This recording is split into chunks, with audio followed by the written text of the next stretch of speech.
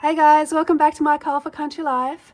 With the holiday season just around the corner, it is the perfect time to find that special gift for the colorist in your life, or even just to treat yourself.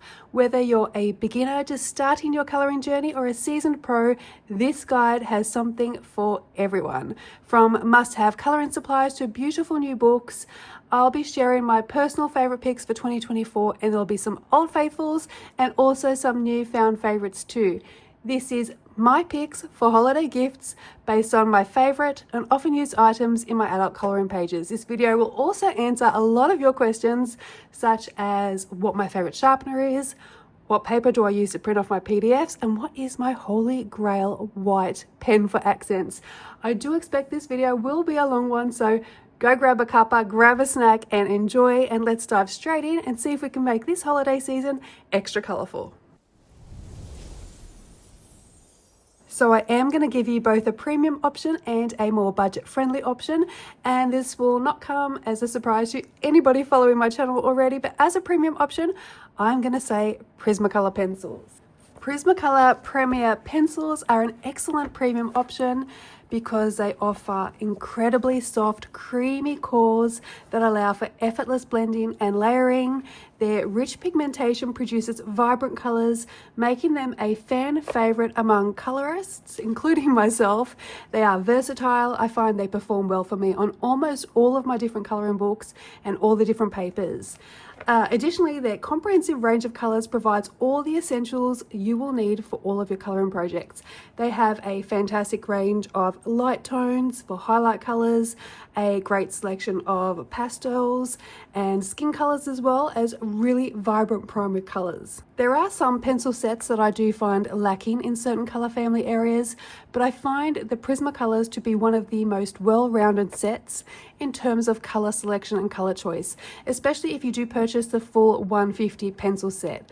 Another plus is that they are sold as open stock, so you can replace them individually as they run out. Prismacolor Premier pencils were actually the very first pencil set that I owned, and they were actually a Christmas gift from my husband back in 2019, I think it was. 2018. Geez, the years have gone by very quickly. I jumped right in with the full set of 150 pencils. I found the large range was perfect for me as a beginner colorist, as there was no need for me to layer or mix colors to achieve certain tones that may be missing from smaller sets. I could get everything I needed from straight blending without needing any experience at all.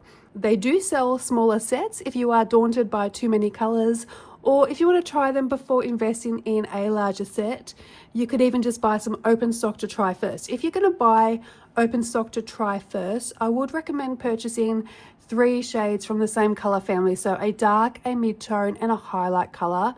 Green is always a great choice, as so many pages have greenery on them, and you can practice a 3-color blend on leaves, trees, grass, just to see if you enjoy using the pencils, as it is very much a personal choice what kind of pencils suit your style of coloring best. As you can see from my set here, they are very well used. So they do come in sets of 12, 24, 36, 48, 72, 132 or 150. And on Amazon Australia, the 150 set is currently 289 Australian dollars. This price does come down quite often, so watch out for sales. I have seen it for under $200, so it is worth adding to your wish list so you can be aware of any price drops. I will put all the links to all the products in the video description for you all as well. Now, Prismacolors can require careful handling sometimes due to their softer cores. However, their great performance, their stunning, vibrant results, in my opinion, make them worth the investment. Now, I am aware that these can be difficult to find in some areas of the world, especially in open stock. So if that is the case and you're after another premium option, then the Polychromos would be my next bet. The Faber-Castell Polychromos come in the largest size set of 120 colored pencils. You can also purchase these in smaller sets and also in open stock as well. These are an oil-based pencil, so they do have a firmer core. These are so wonderful for layering. I do use mine both for layering and straight blending, and I get great results both ways. The polychromos don't have as many light shades or pastel tones as the Prismacolor range, but with their layering abilities, you can use that to your advantage to achieve that look with soft light layers. The polychromos are fantastic quality too, so while the Prismas can be a little finicky, these pencils are very sturdy and very well made. Another positive with the polychromos is actually a whole other set of pencils, and that's the Albrecht Dürers, which are watercolor pencils, and they color match exactly to the polychromos. However, we will get into watercolor pencils very soon. So in terms of quality, the polys probably win over the Prismas, but my Prismas will always have my heart for their soft cores, their blendability, and the extensive range of colors.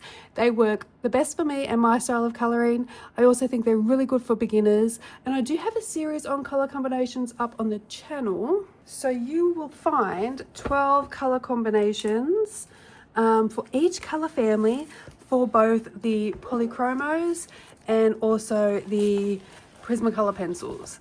So these are all up on the channel. There is a playlist which I can link down below. We also have skin tones, metals for both of these sets, and we're currently working on another set at the moment. All of this is up on the channel. There is also a conversion chart on my channel too that you can use if you're following along with a color along and you don't have the pencils that the colorist is using. You can color match to the brand of pencils that you do own. Now, let me just find mine because I am in the process of making some amendments. So I have done this with 12 different pencil brands. So that's all the pencil brands that I own, I think. So hopefully there is something for everyone. Now, mine, I have it pulled out here and it is a little bit of a mess because actually it's not as messy as I thought. I am adding in the 300 color pencils, which is going to take some time. I have done some conversions already to the Prismas and I'm working on the polys, which is actually nearly done. I just need to get back into that one. So as you can see here, if we look at the first page, you've got the Prismacolor 150 set, the Polychromos 120 set, the Luminance 100 pencils, the Black Widows 180, 168 Castle Arts, which is the standard 120 set of Castle Arts, not the gold, the original set, plus the pastel tints. I think that's it. The 120 Arteses, 120 Brute Funa squares, 180 Brute Funa round, and that is the black barrel ones. 120 Crayolas, 126 Artex. I've got the 72 Chroma Flow. I will add the new colors in there eventually. I haven't purchased them yet, but when I do, I will add them in. And 150 Holbeins too. So there is a bit of a selection there. We've got some more premium based pencils like the Holbeins, the Polychromos, Prismas, Luminance, and then some more budget friendlies too. We've got the Crayolas, Artex, Black Widows, Castle Arts, etc. So there is a little bit for everybody here.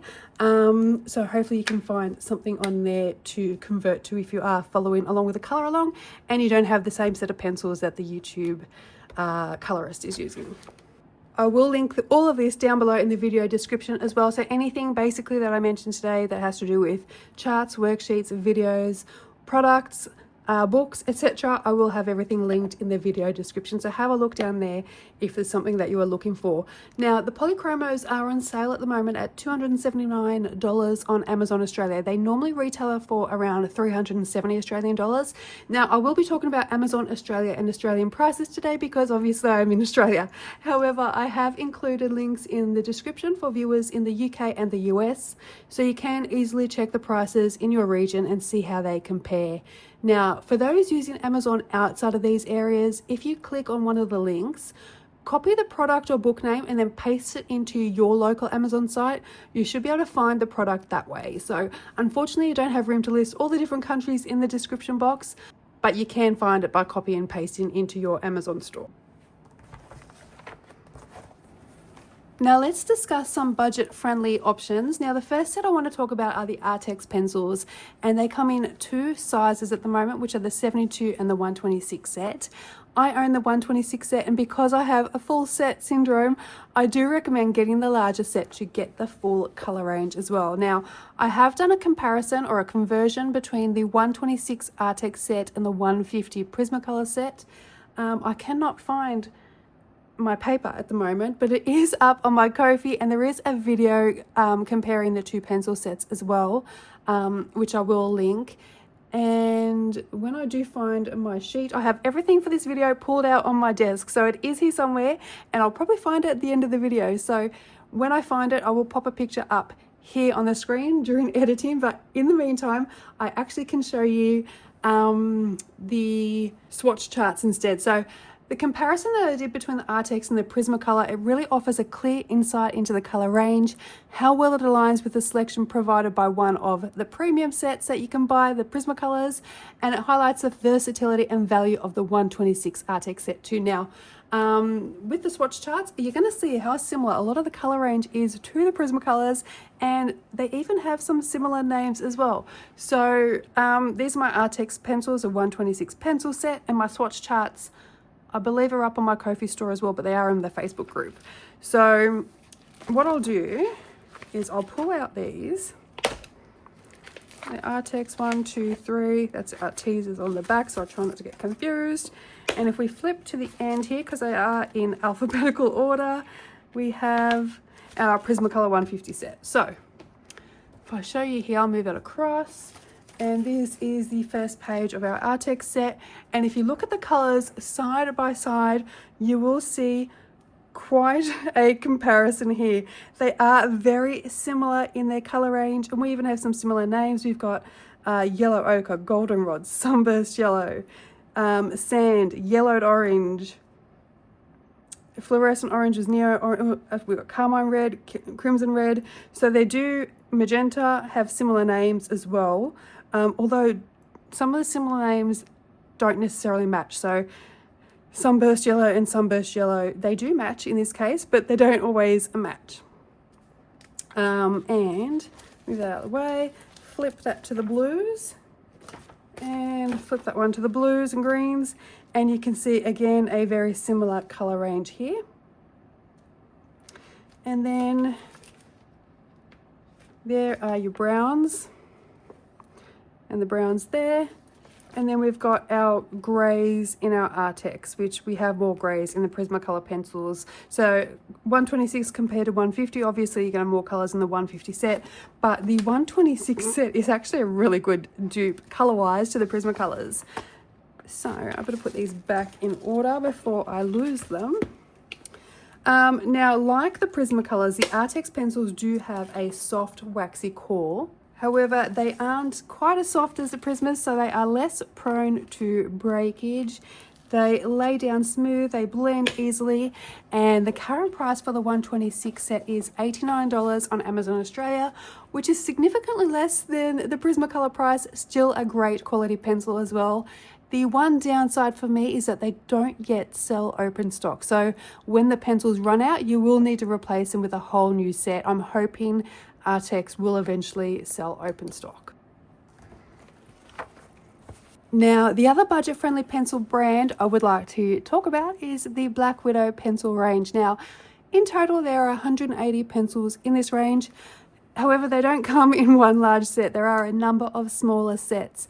Having said that, there are no duplicates among the sets, although some may have some very similar colors. So the current sets available are the light skin and dark skin portrait sets, the original Black Widow set, the Scorpion set, the Cobra set, Dragon set, the Monarch set. That's 7 sets. I think that's all of them. Now, I am still in the process of completing the color combo series for the Black Widow pencils, but there are quite a few already up in the playlist. If you'd like to check those out, that'll give you an idea of which sets you might like to purchase to make color combos in shades that you often like to use. And to tell us that these are the Black Widow color combination sets here.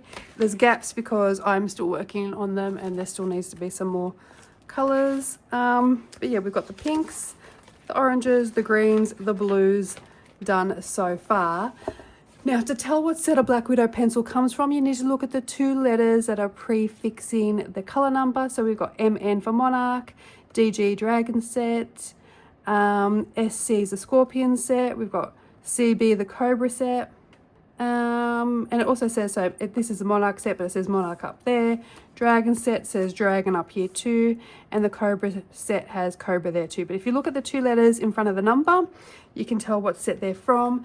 And I think the Monarch set is probably my most used set, as well as the Dragon set. And you can tell when you have a look at my color combos here. So, I mean, this one is almost all the Monarchs. Lots of Monarchs on this page with the blues. The greens, a lot of from the Dragon set.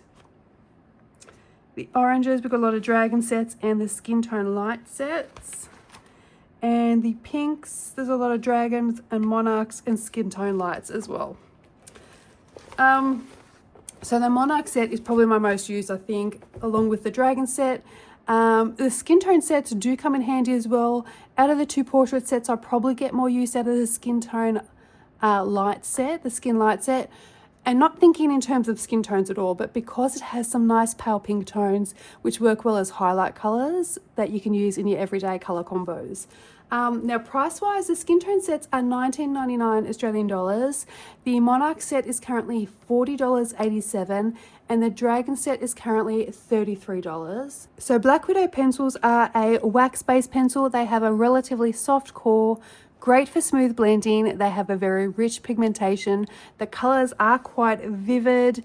Although there are 180 pencils, I do find there are some gaps in the color range, mostly within the red tones. When I was doing the color combinations for the reds, it was difficult. Now, I haven't got through all of them. Purples seem to be lacking in a lot of sets. So we do have some purples here, so we might go well with the purples. We will find out soon. Actually, let's have a look at the swatch sheets and I can tell you, we can have a look now.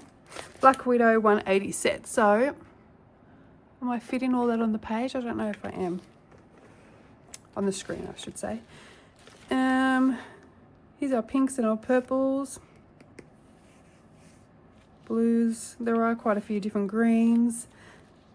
The blues, there's not that many blues and there's not that many purples.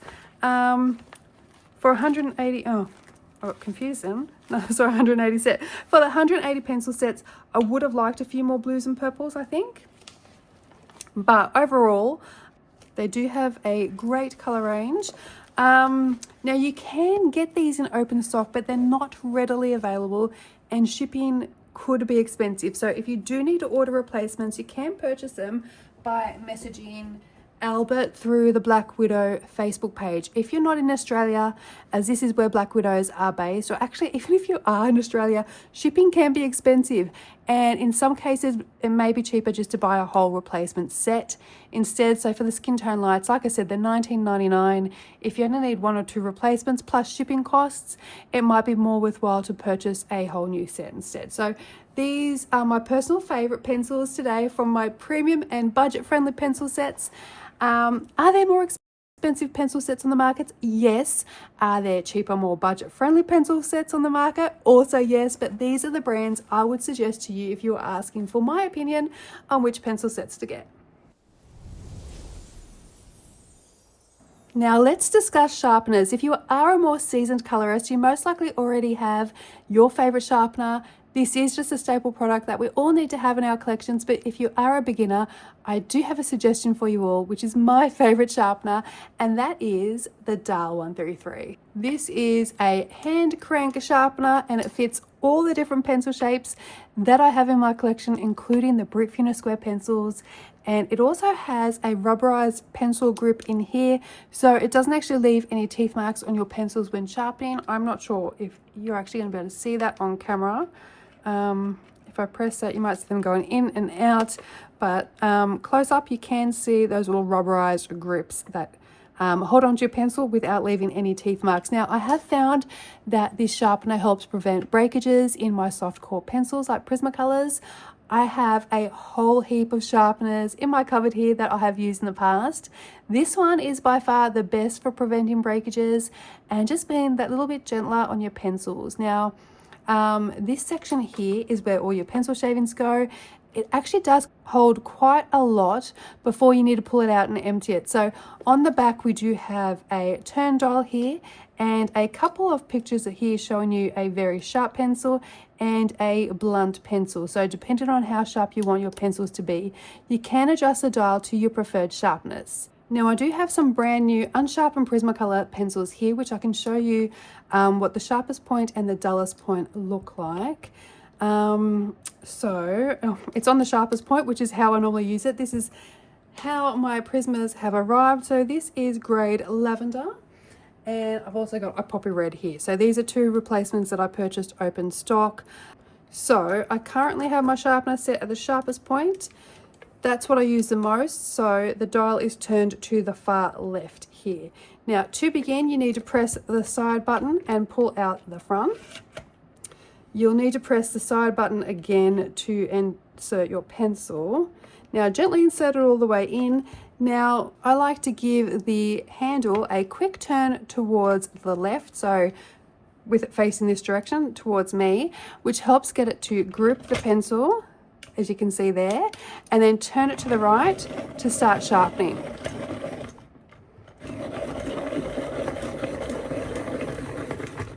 It does feature an automatic cutting system that stops sharpening once the ideal point is achieved, preventing over sharpening and reducing waste with your pencils. I have found with my pencils that I'm using daily, it only usually takes 2 to 3 turns to get a sharp point, a super sharp point. It may take a little bit longer if you're using a brand new pencil, and you can actually feel when it cuts off and stops sharpening like I did just then. And that is our sharpest tip, which you're used to seeing in my color along videos there. Hopefully that is focusing for you all. Now let's look at the dullest setting. Firstly, why is this useful? When would you choose a blunt point over a sharp point? So for myself, if I'm coloring a large area like a background, for example, a duller pencil tip allows for softer, more even coverage over the large space, which can make blending smoother and it avoids harsh lines. And when you are at the burnishing stage of your work, it is easier to get a smooth burnish look if your pencil isn't super sharp. Also, just a tip for when you want a super sharp tip, and how to keep it sharp. As you are working with your pencil, turn it continually in your hand. So this is going to keep the tip as sharp as possible for longer, so you don't have to sharpen it as often as well. And if you watch any of my color alongs closely, you'll notice the pencil rotating in my hand. 1 minute you might see the color name on the barrel, and then next second you'll see the blank side, and vice versa as I rotate it in my hand. Now basically I'm just coloring and then I'll move it, keep coloring, move it. So it's like that the entire time, and it holds the point a lot longer. Now, I almost always have the very sharp point. I do dull it down, like I said, for large areas like backgrounds, and also while I'm doing my color combinations. So my color combination videos, you'll notice it probably isn't super duper sharp. So I do have it on the dullest. No, I don't. Let's turn it to the right and put it on the dullest section. So we've turned it all the way now to this side. And we're going to put in our brand new poppy red, and it won't go in quite as far. So it shuts off, it stops it from going in too far into the barrel. And it should take less time to sharpen because we're not going quite as sharp. There, cut off already. So that is what the bluntest tip is going to look like. Okay. Now, cleaning the sharpener is also pretty simple. So as your drawer gets full, you just pull it out and empty it. Now, the drawer is transparent, so you can easily see when it starts to fill up. Try not to let it get too full, as that will affect the sharpening of your pencils. It does prevent the movement of the blades if it gets super full. Once you empty the drawer, just have a look up in here. Can I show you? I don't know how to get that on the camera, but up in here, just have a look in there to see if there are any pencil shavings stuck up near the blades, and you can just use a pencil or your finger just in there to loosen them up, and they'll all fall out, just to make sure that you get it nice and clean. The next thing to do is to open up the back of your sharpener and to check your blades. So to do that, you just need to turn this black section here to the left like that. and then the cylinder will pop straight out. So this is your blade here, and I will turn the handle. You can see it move. That's how it works when it's sharpening your pencil. So one thing to check is if you can see any debris on the blades itself, which I'll show you there. You can see little bits of pencil shavings on there, and all you have to do is get your brush. I use the same brush for when I'm colouring, just to dust off any debris from the blades. So just give it a bit of a dust and clean off anything that gets stuck in the blades, because these are the blades that are sharpening your pencils. So you want to make sure that there's nothing left inside and it's nice and clean. And you're good to go. So then you're just going to put it back together. So just match up these ridges to these little cutouts here. Just, oops, just like that, and then turn it all the way to the right.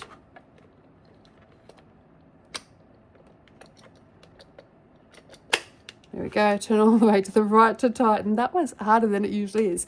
Now, in my opinion, this is the only sharpener you need, and it will accommodate all of your pencils. It is currently $36.25 on Amazon Australia. Actually, I do have one other sharpener that I do like to use. When your pencils start to get really teeny tiny, like this one here, you won't be able to get them to sharpen properly on their own through the dial. This one, so you're gonna have to push that all the way in to click. Yeah, see, it's too small to sharpen, and then you got to try and pop it back out. So I do have this little comb sharpener here, and we just pop open the lid like that, and it does have two different sizes of a sharpener depending on the size of the pencil barrels. It has an 8mm and an 11mm option, as well as a little 3mm for mechanical pencils. And I use this sharpener purely for when my pencils are too small to sharpen in the dial 133. That's all it gets used for, so it does the job well.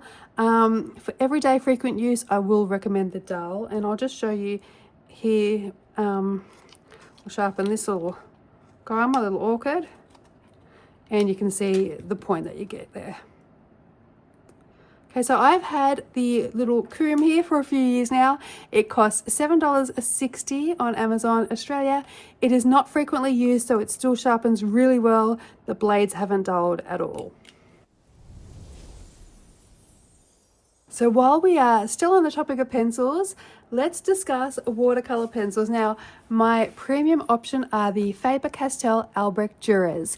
I have gotten so much use out of these pencils this year, and they're still quite full, a lot of them. They do come in a number of different size sets, the smallest set being a set of 12, followed by a 24 set, a 36, a 60, and the 120 set being the largest. The 120 set is currently selling for 265 Australian dollars.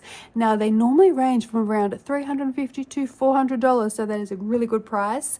This is the 120 set that I have here. They are also sold in open stock, which is great. This just means when you do run out of a pencil, you don't have to spend the expense again to get a whole new set. You can just replace those particular pencils. So one huge plus for myself was that they color match perfectly with the Polychromos range. Now, I am not a big fan of layering. It is not my coloring style. I do it, but not often. So I do like to base my larger objects with the Albrecht Dürers, activate them, and then go over with my Polychromos to add in shading and blend out the colors. But you don't actually need the Polychromos for this, as you can use the Albrecht Dürers dry as well. They're highly pigmented and they also burnish really well, so you could use them dry on their own, or activated on their own, or activate them and then use them dry over the top for shading. They are so versatile, and I do have a page I'll show you in a minute from Rooms of Wonder. Now, they need very little water to activate the pencils. They are also very forgiving, so even after activation you can go back in and move the color around with some more water to make sure you get a nice smooth application. The reason I like to use my Polychromos over the top is because I do prefer the feel of the colored pencils as opposed to the feel of the watercolor pencils when I leave them dry. Also, If your book or pages were to get wet somehow, if you just spill something on the page, then the dry watercolor pencil will activate. And I don't recommend spraying a fixative on dry watercolor pencils either, as this could activate them also and possibly leave little spots on your pages. So I have used these pencils so much this year in conjunction with my polys, and they are a fast favorite medium for me. Let me show you that page from Rooms of Wonder. So on this page here, on this side here, I've used the Albrecht Dürer's activated and then dry on top for the shading. The only place I haven't used them is the pink and the grey on the background. Actually, did I use them for the pink as well? No, that's my King Art gel sticks for the pink and the grey.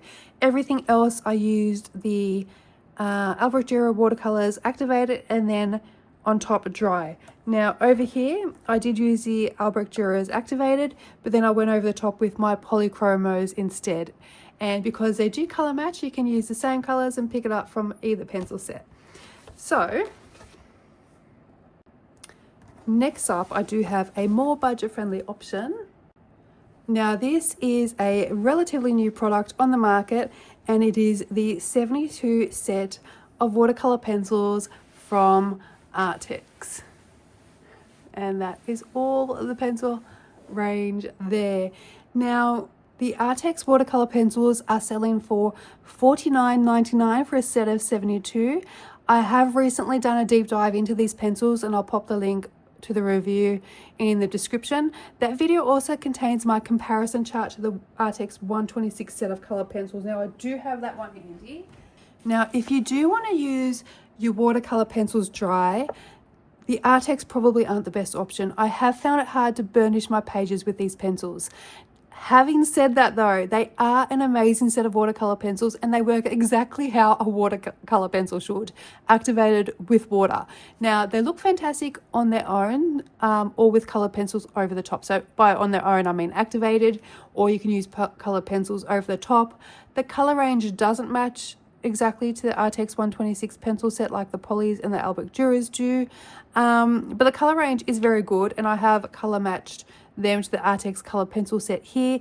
There are a lot of matches, and that is the rest of them here as well. So as well as great colors, they may not be exact matches, but they will work beautifully as base colors or even just activated on their own, depending on the look you're going for. And I do have some more victories down here. Actually, let me find my page in here somewhere. Oh, spotted it. Okay, this page here, which I completed last month, this is using the Artex watercolor pencils activated. So the background is just the Artex watercolor pencils activated. The other elements, I used them as a base, activated them, and then used the 126 set over the top. I'll lift that a little bit closer for you to have a look. So all in all, I think the Artex 72 colors are a wonderful beginner set. It'd be great if they come out with some more colors, and it would be also really good if they could color match them to the 126 set as well. Now they currently do not come in open stock, so if you use up your pencils, and watercolor pencils do tend to last quite a while, or they do for me, but if you were to use them up, you would need to buy a whole new set. Although for $49.99 for the entire set, they are pretty reasonable. So let's round out our pencils now with the Derwent Inktense. Now I have had the Inktense pencils for quite a while now. However, it did take me up to this year to really pull them out and give them a good go, and I have since fallen in love. Now when I originally got my set, I did attempt to use them and I couldn't figure them out. I did revisit them over the past year, and I haven't stopped using them since. I actually have a how to use Inktense pencils video for beginners up on the channel, which I'll either link up here or down below, but it can be found in my beginners playlist. And in that video, I do teach you my method for using these pencils and getting the most out of them. And I will show you some examples in my colouring books in a moment. So what are Derwent Inktense pencils? They are a unique water-soluble pencil known for their intense ink-like vibrancy. So unlike a traditional watercolor pencil, which uses pigment that can be reactivated with water even after drying, Inktense pencils contain ink-based pigment that becomes permanent once dry. So this quality allows for layering without disturbing your previous layers, making them a highly versatile product. They are activated with water. The less water you use, the better, in my opinion. And once activated, they cannot be reactivated. But like I just said, you can continue to lay out colors on top once they're dry. Let me show you a few of my completed pages where I have used the Derwent Inktense pencils to give you an idea of the effects. Now, I have used my pencils both for basing and then colored over the top with Prismas, but I actually absolutely love the way they look just on their own as well, and these smooth background gradients you can get with roughly 2 layers of pencil. So I'll give you a few ideas here. This is a page you will see in my beginners video for Inktense, my how to use Inktense video. So this entire page is Derwent Inktense. On top of the mountain, I've also added some Prismacolor pencils. So I've showed you how to base and then add your Prismacolor pencil over the top. The same with the water, and then the background and the houses and the lighthouses are all purely Derwent Inktense with nothing over the top, and it's Derwent Inktense activated. And let me show you a couple of others. This one here is a smooth gradient on the background of this page. This is 2 layers of activated Derwent Inktense. I love the final effect, that beautiful smooth gradient you can get with Inktense colors. And one last other one I want to show you is from Magical Jungle by Joanna Basford. The background here, so there is a color along for that page I just showed you in Moon Valley by Maria Trolle. The original one that is in the how to use Derwent Inktense is from Starfall or Shooting Star by Maria Trolle, and this is Magical Jungle by Joanna Basford, and I've done a bokeh background effect on this one. I absolutely love how this page has turned out, and I did do one page on my own, and then I was asked to do a tutorial for the other half. So there is a tutorial up on the channel for half of this page. I can't remember which page I did on my own and which page was a tutorial. I think I did that one on my own because I am left-handed, so I would have worked from that side to that side. But yeah, so there is a tutorial on how to color this page as well. I think it's 2 parts. I think the first part is the Derwent Inktense background, and then the other part is everything else. The Inktense pencils now come in a range of 100 pencils. Their largest set originally had 72 colors in it, and they recently brought out another 28 colors. They are not cheap. They are most definitely a premium supply. I have found they do last a fairly long time though, depending on what you're doing with them. I have gone through a couple of my light blues, as you can see from those 3 blue backgrounds I've just shown you. I am on to my second, I think, Malibu here. Or, one second, I think I've got, yep. Oh no, that's mineral blue. So I'm on to my second mineral blue. Yeah. They do seem to last a fairly long time though. So it just depends on if you're doing big backgrounds like I've been doing. They might run out a little bit quicker than if you're just doing small elements or smaller areas. The big backgrounds do take a while to do though. So for the 100 pencils, you are looking at a cost of 349 Australian dollars, and that is through the art shop here in Australia. Now, the new 28 color bundle is for sale also from the art shop, and it is currently priced at $147 if you already have the 72 set.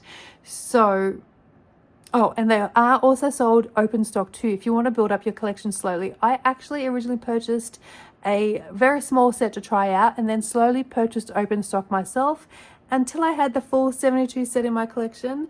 And then when the new colors were released, I did purchase the 28 colors as a set from the art shop.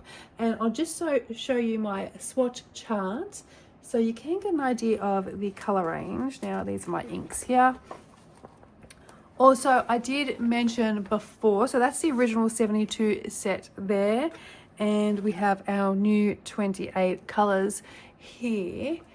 Like I was saying, I did mention before that they can be a little bit finicky to use. After playing around with them for a little bit, something just clicked into place and I did find them easy to use after that. So you may find them easy to use straight away. You may find them a little bit finicky. Being that they are so expensive though, you may want to get a couple of open stock pencils first to try them out before diving into the deep end and purchasing the entire set, or maybe even get some smaller sets. I do use the new colours quite a lot, so they are worth getting if you do have the 72 set. I do use the Amethyst, the Malibu and the Mineral Blue quite a lot. In fact, Mineral Blue was my first one to need a replacement for. Yeah, so before we move on to the next thing, also I just want to touch on sharpening your Inktense pencils too.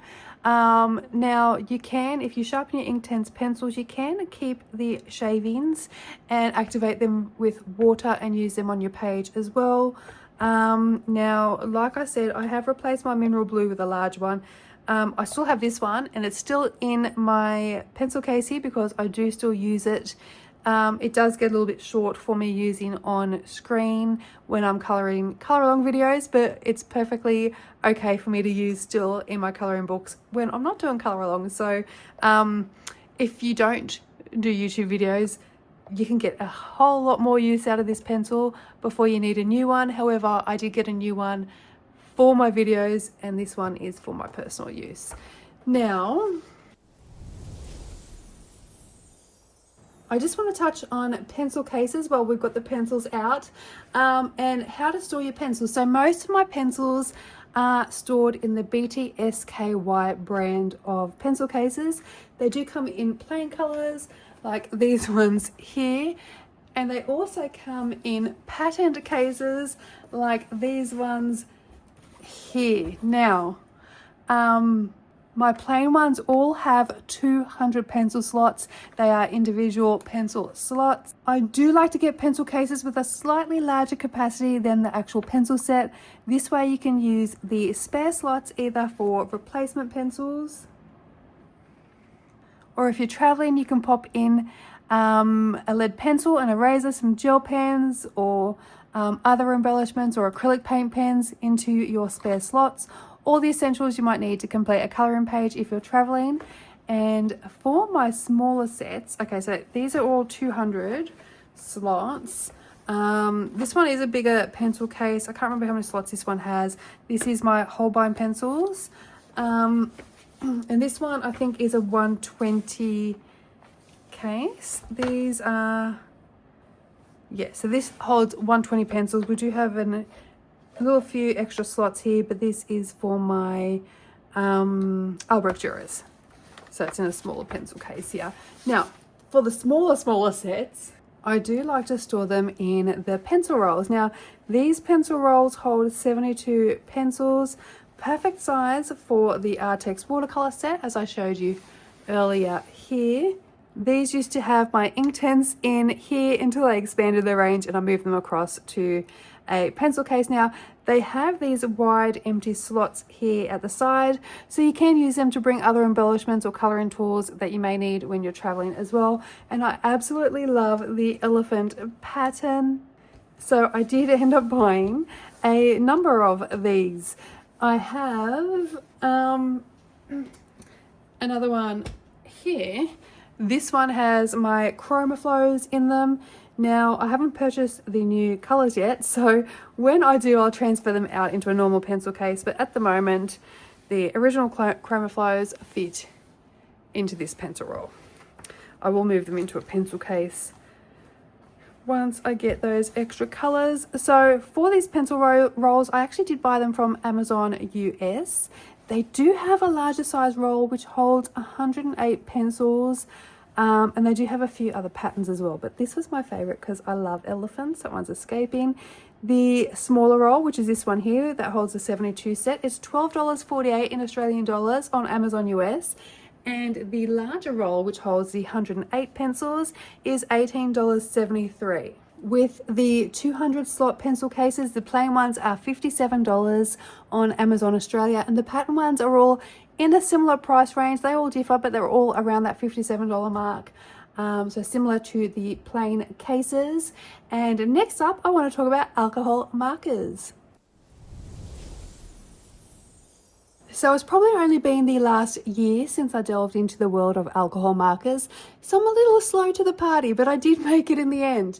Now, I have tried a few different marker brands, including Copics, Ohuhu's, Artex, Spectrum Noir, the Tri-Blends, and Grabby, to name a few. So some things I like to look for when choosing alcohol markers are the color range, the blendability, are they refillable, are the nibs replaceable, and also which nib shape will suit your coloring needs best. Now, for me, the premium option is the Ohuhu Honolulu set. Now, I currently own a 48 set, but they do come in a 320 set is the largest size. They come in multiple different size sets. Now, this set, the 320 set, is available on their website for 387 Australian dollars. That's on the Ohuhu website.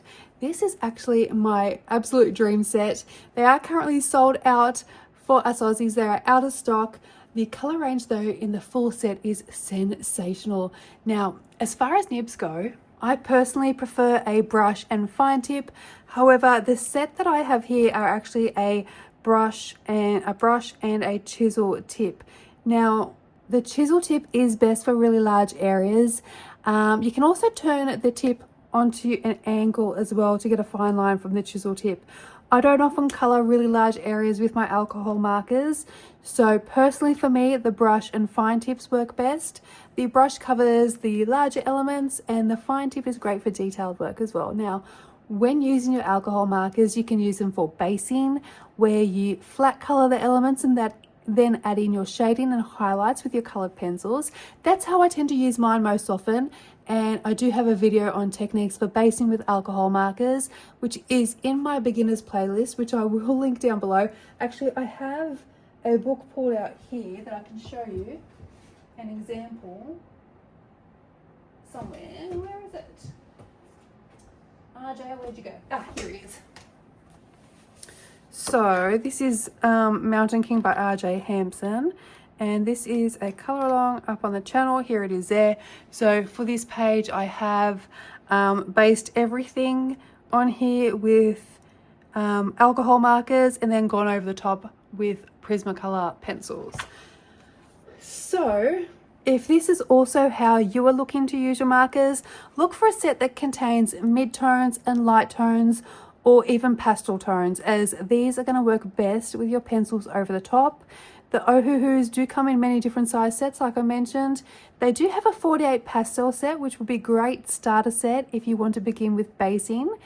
If you're using your alcohol markers on their own for shading and highlights and not going over with any pencils, you might want one of the more classic color sets with 48 markers to begin with, which is what I have here, as they do have a mix of dark mid-tones and lighter shades as well. Now, they are also sold as open stock, and Ohuhu also have nib replacements too, and these markers are also refillable. So that is the Ohuhu markers. Now,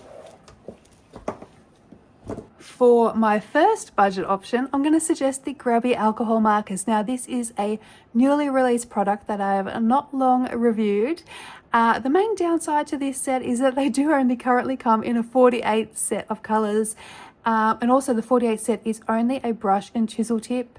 They don't come in a brush and fine tip yet. However, in my opinion, they do compare performance-wise quite well with the Ohuhus. The brush tips are a little softer on the Grabbies, where the Ohuhus are a little firmer. Now, both these have pros and cons. So the firmer tip is going to give you more precision, and the softer tip can make large areas quicker and easier to cover as well. So that is the brush tip, and that is the chisel tip.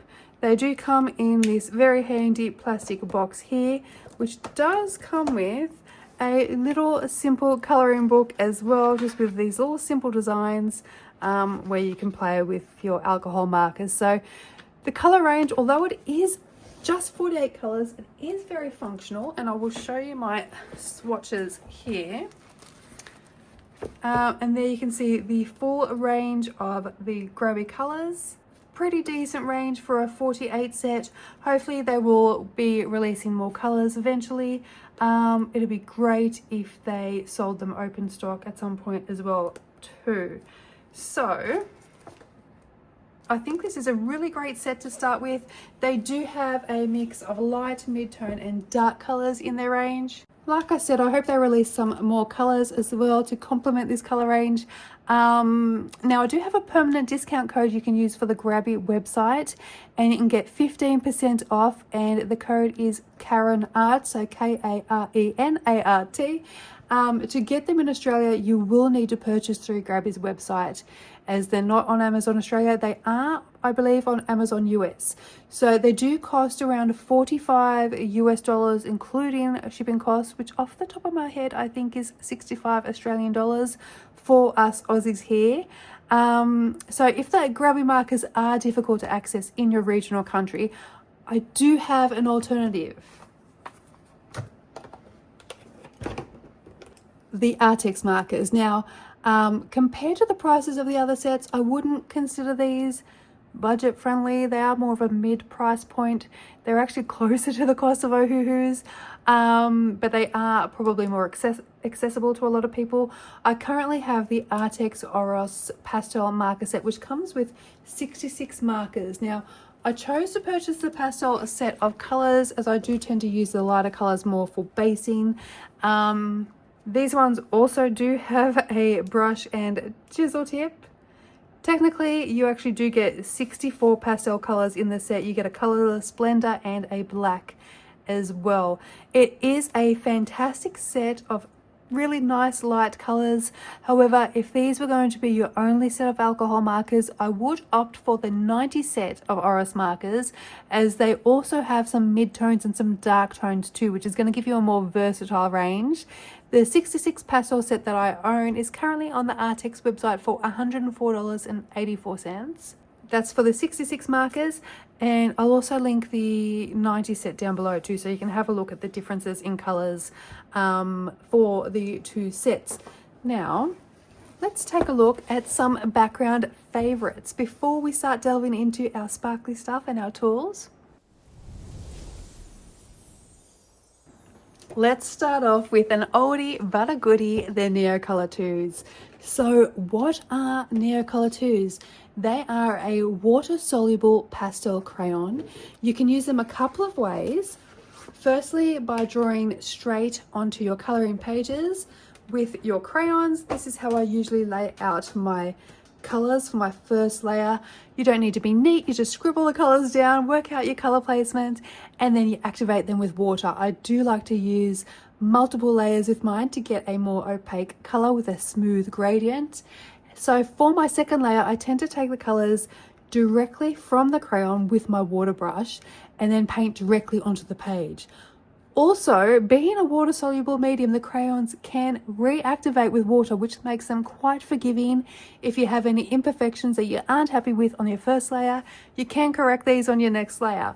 Another way you can use them is to scribble your crayon onto a palette. I like to use my Caran Dash palette and then activate the product with water and use them similar to a watercolor paint. So you can use a craft knife to sharpen your crayons if you need to. If you do sharpen them, keep the shavings in a container, like those little containers you can get for beads. Kmart usually has them fairly cheap, or even some empty paint pans if you have some. And then you can use the shavings like a watercolor paint, activate it with some water and paint it onto your page. Now, I have the 84 set, which comes in this tin here. I do believe that this is currently the largest set you can get. There used to be a larger set which had metallic colors, but I'm pretty sure that's discontinued, and this is the largest set now. They also have smaller sets which start from 10 to 15, 30 and 40 crayons, and you can also purchase these as open stock. So the 84 set of Neocolor 2s currently retail for $308.90 through the art shop, down to the set of 10 which actually retail for $29.95. And for $2.95 each, you can purchase a single open stock. If you are beginning your Neocolor 2 journey and want to try these out without going all in and purchasing a full set, I do recommend purchasing a couple open stock and I'd recommend choosing the 3 shades from the same color family so you can practice blending. Blues or greens are always a great starting point. They're used on nearly every page. You've got some sort of greenery or something blue, whether it would be sky, water, that sort of thing. So the 84 set does come in this tin, and there are 2 layers of trays here. And let's see if I do this, if you can see both trays. That's that one there, top layer, and the bottom layer here.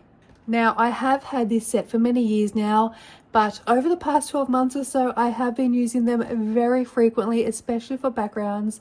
And you can probably see which ones I have used the most here, which is, as you can see, my blues and also probably my greens as well, and some yellows.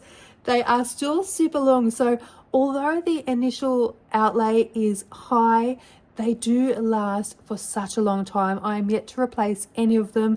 They have served me very well so far, especially in Mythical World by Kevin Roseanne's. I use them for so many backgrounds, and I'll show you that in a minute. Now, I do have a video on how to use Neocolor tools for beginners if this is something you're wanting to learn.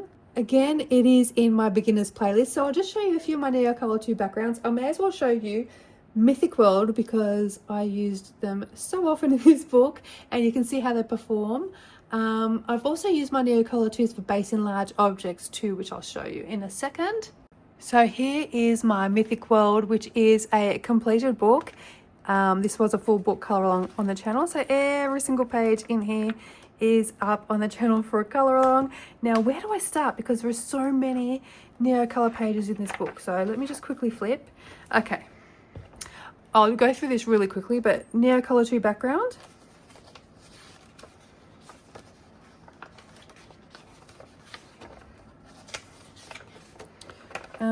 Neocolor 2 background, and I'm pretty sure I based a lot of the elements with Neocolors as well. Neocolor 2s. Neocolor 2 background for this little guy. Neocolor 2 background, water, clouds, everything. A Neocolor 2 background. A Neocolor 2 background. A Neocolor 2 background. A Neocolor 2 background. Neocolor 2 background and clouds. Neocolor 2 background.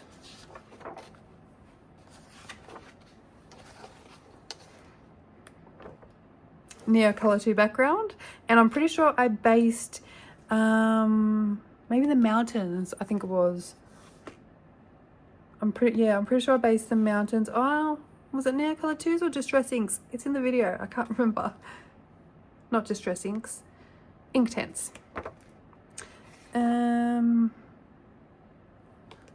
That's all pencil, I think.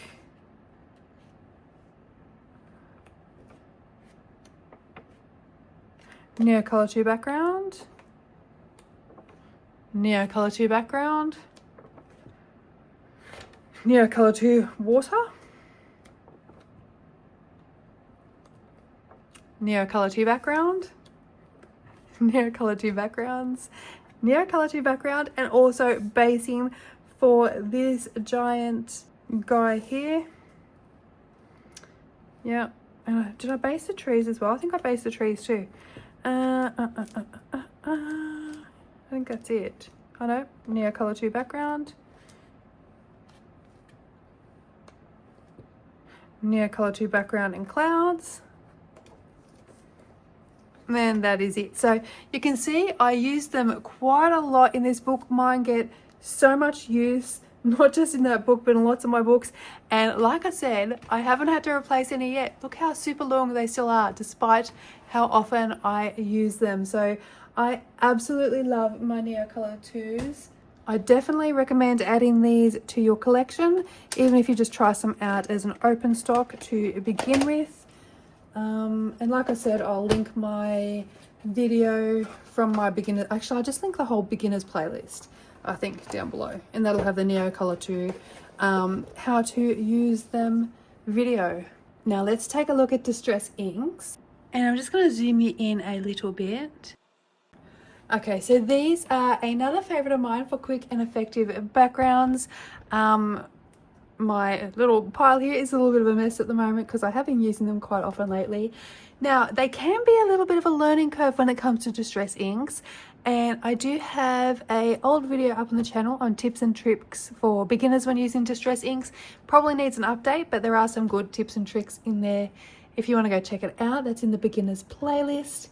I like the Tim Holtz Distress Inks by Ranger. I do have some other brands here. You'll see the Kaisercraft and the Versacolors and stuff in here too. But my preference is the Tim Holtz Distress Inks. Oh, and I have some more here on my desk, which I have yet to open and swatch out. So I'll just chuck these in here as well.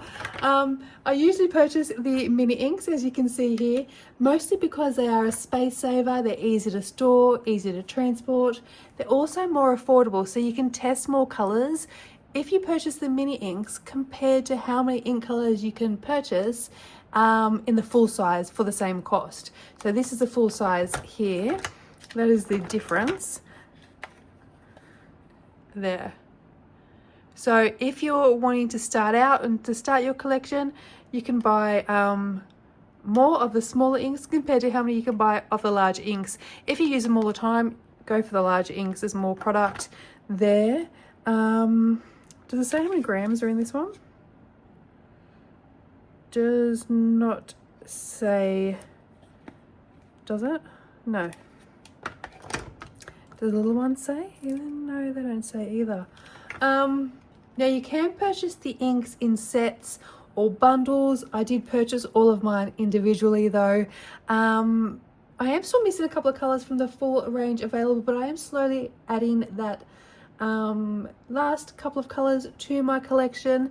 Now I did it individually so I can purchase colours that I'm most likely to use first. And like I did mention with the Neo Color 2s, if you are going to purchase these individually, I would recommend choosing a minimum of maybe 3 colours so you can practice your blending. I would say sky or sunset colours would be the most advantageous to start with. Let me grab my swatch chart. And this will give you a little bit of an idea of the colour range. Now, the swatch chart is old, so there are some brand new colours Tim Holtz has brought out that aren't yet on this current chart. So you can see which ones I'm missing. Now, I have purchased a whole heap, which will fill in some of those blanks. I think I purchased most of them, actually. There might be 1 or 2 still missing. But this gives you an idea of the range that we have here. I'd say my 2 favourite blues are Tumbled Glass and Broken China. I do tend to alternate between these two when doing cloud backgrounds. So if you want to just try one distress ink pad only to start with, I would recommend either one of these, maybe Tumbled Glass first if you can get it as it is a lighter, more forgiving shade. And I can show you one of my most recent backgrounds that I've done with clouds. And that is in, here it is, in Magical Worlds. Let me just move these to the side. Magical Worlds, a new book from Joanna Basford. Here is my most recent cloud background, and I have just used my cloud stencil here with, I don't know if I use Broken China or Tumbled Glass. Like I said, I go between either one of them for my clouds. It looks like I might have used Broken China though, but it is in the color along video. So I just use it with my cloud stencil, which I have yet to wash since I've used it for this page. The cloud stencil is linked in my Amazon storefront down below too, if anyone's looking for it. I do believe it may be out of stock nearly everywhere at the moment, but you can add it to your wish list and get notified when it comes back into stock if you're looking for a cloud stencil. That is also a well-used supply of mine. You can actually make your own cloud stencils. I think I touched on that in my Distress Ink tips and tricks video as well, on how to make your own cloud stencils, if I remember correctly. Now, for a green combo, looking at these colors here, you could use Forest Moss, Peeled Paint, and maybe Shabby Shutters. I think those 3 will blend nicely together. So if you want to get some green colors to use, for a sunset sky, you could use okay, so you could use Barn Door, Ripe Persimmons, and Dried Marigold, which I have used as a sunset background here in Fragile World by Kirby Roseanne's, and that is a distress ink background too. This one here. So that is Barn Door Ripe Persimmons and Dried Marigold to get that sunset effect. Have I used the distress inks on anymore? That's Neocolor 2s and Polychromos. That is Albrecht Duras and Polychromos. Prismas. Soft pastels, Prismas. Yeah, so that's it in this book. But yeah, that is the sunset background. I have a couple of other distress ink backgrounds I can show you that I've been doing lately as well to give you a full idea. And this one I absolutely love. Where is it? There it is. This is Godjul by Hannah Carlson, her new Christmas book. And that is a distress ink background there with some purples, some blues, and some pinks thrown in there too. I love this smooth gradient and how it's turned out. So that is another effect. So you've got the cloud effect, the sunset, you've got this smooth gradient effect, and I can show you one other option. Back to Joanna Basford's Magical Worlds, and this month or last month I coloured the Mossy Isles page here. So this is a distress ink background. There is some gold splatter and stuff and white splatter over the top of it, but yeah, so I tried to go for a galaxy effect for this one. So this is another option you can use for distress ink backgrounds. I have used them quite a lot on other pages, but these are some different ideas. So you've got a galaxy background, a smooth gradient, your clouds, and your sunset. So let's put this away, and I want to talk about paint palettes. Now I do have quite a few sets, some that I purchased and some that were sent to me, and I'm going to show you a couple of favorites today, so a few different options. Now first one that I'm going to show you is the 52 set from Mei Liang Paints, which is this set here. So this set I do tend to reach for a lot, especially for the turquoise tones. All this paperwork out of here, and also the purple tone, purpley pink colors as well. They're the ones I've used most often, as well as the glittery colors here, and the white as well. This is a good all-round set with a well-rounded range of colors, and the set is currently selling for $77.46 Australian dollars. That is up on Amazon, and it also comes with a sponge for creating effects, a paintbrush, a lead pencil, and a water resistant pigment liner as well. So and also the watercolor paper, which is the perfect size for creating bookmarks, I think. And here is all the colors all swatched out. I'll hold it up like that to give you a better idea. So you can see all the colors look like swatched out. Look how opaque they are, and look how shimmery those metallic colors are. Very shiny. Okay, so the second set I want to show you, let me pack this one away.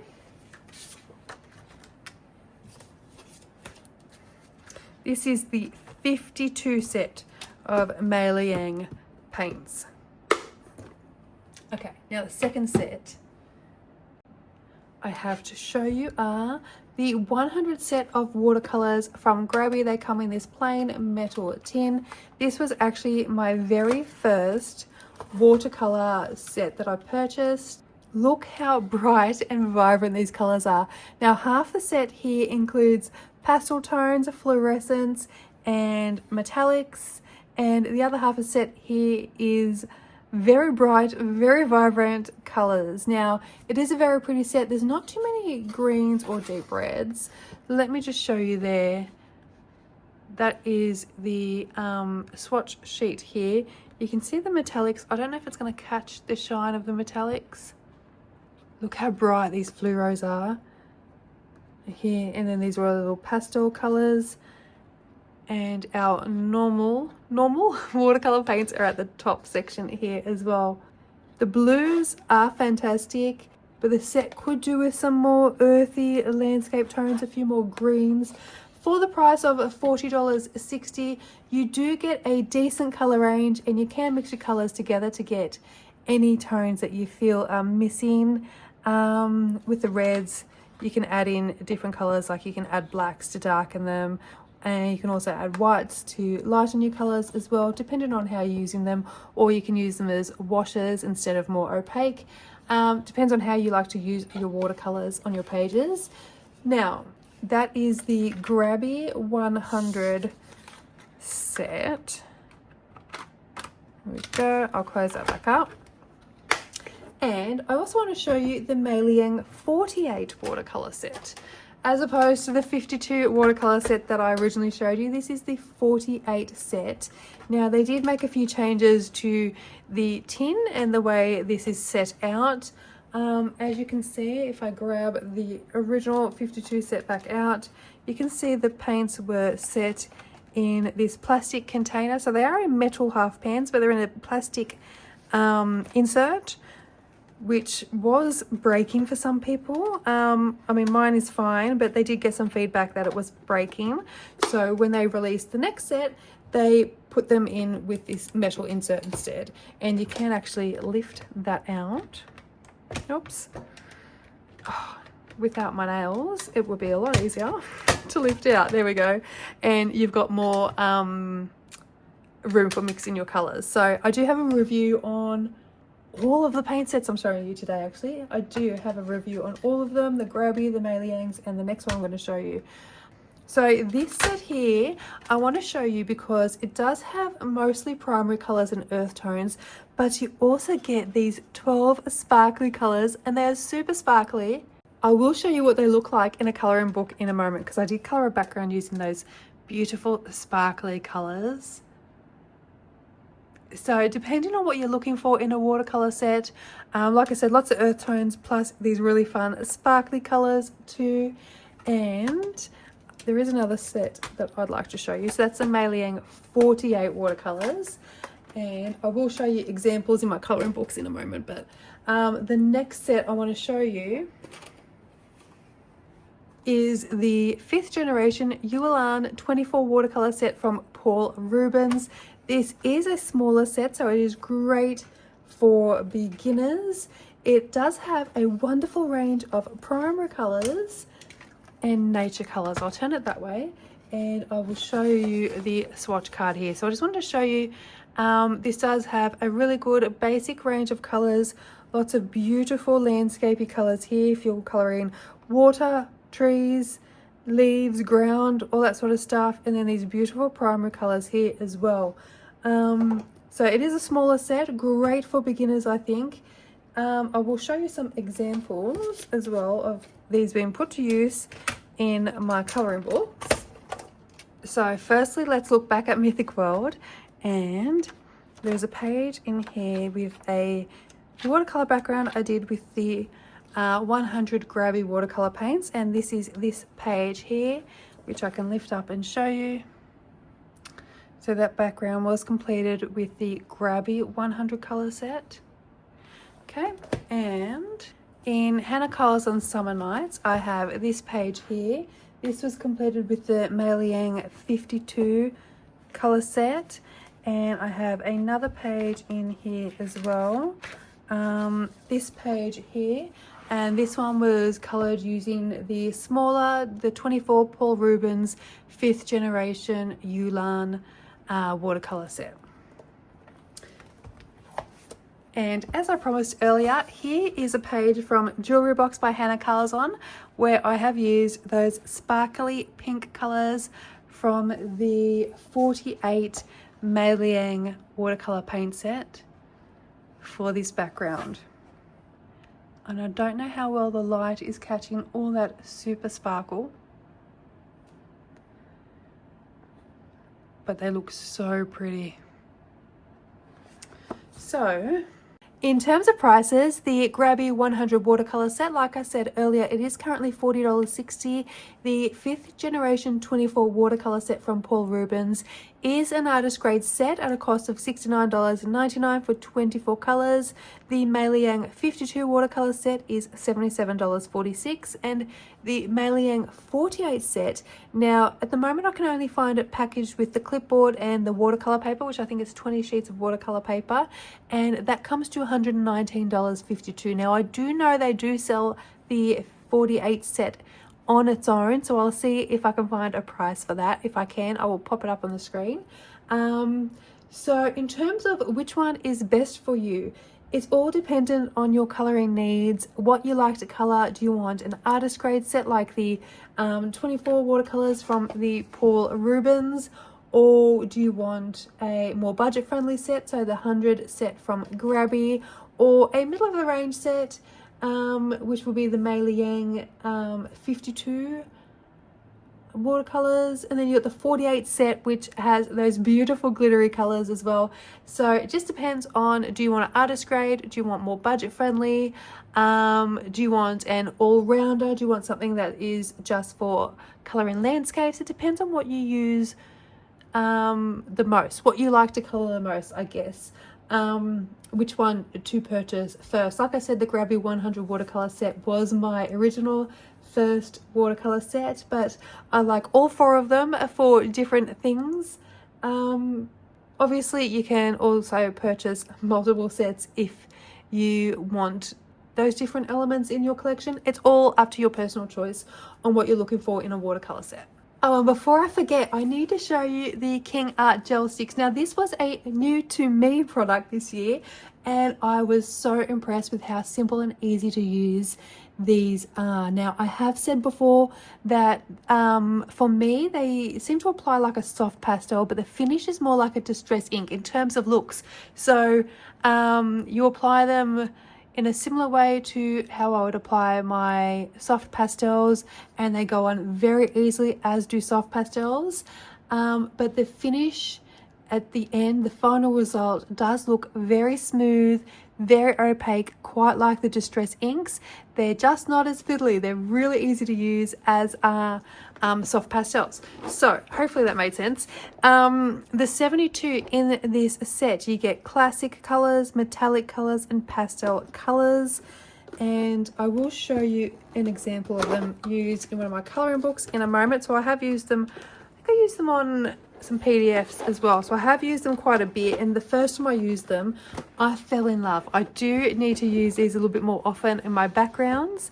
I haven't really been coloring pages where they would suit lately, but I do want to use them often, as I do absolutely love this product. So I don't think all these colors are going to fit on the screen, so we'll see how many we can get on here, because there is a beautiful large range of colors.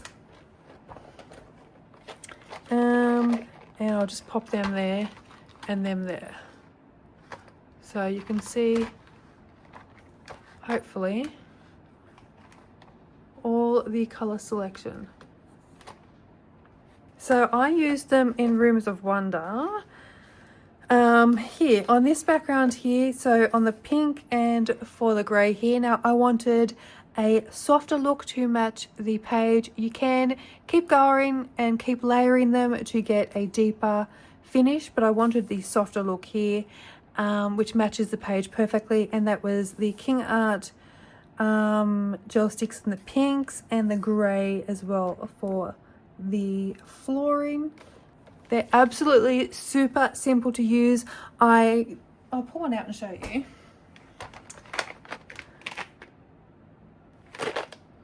There we go.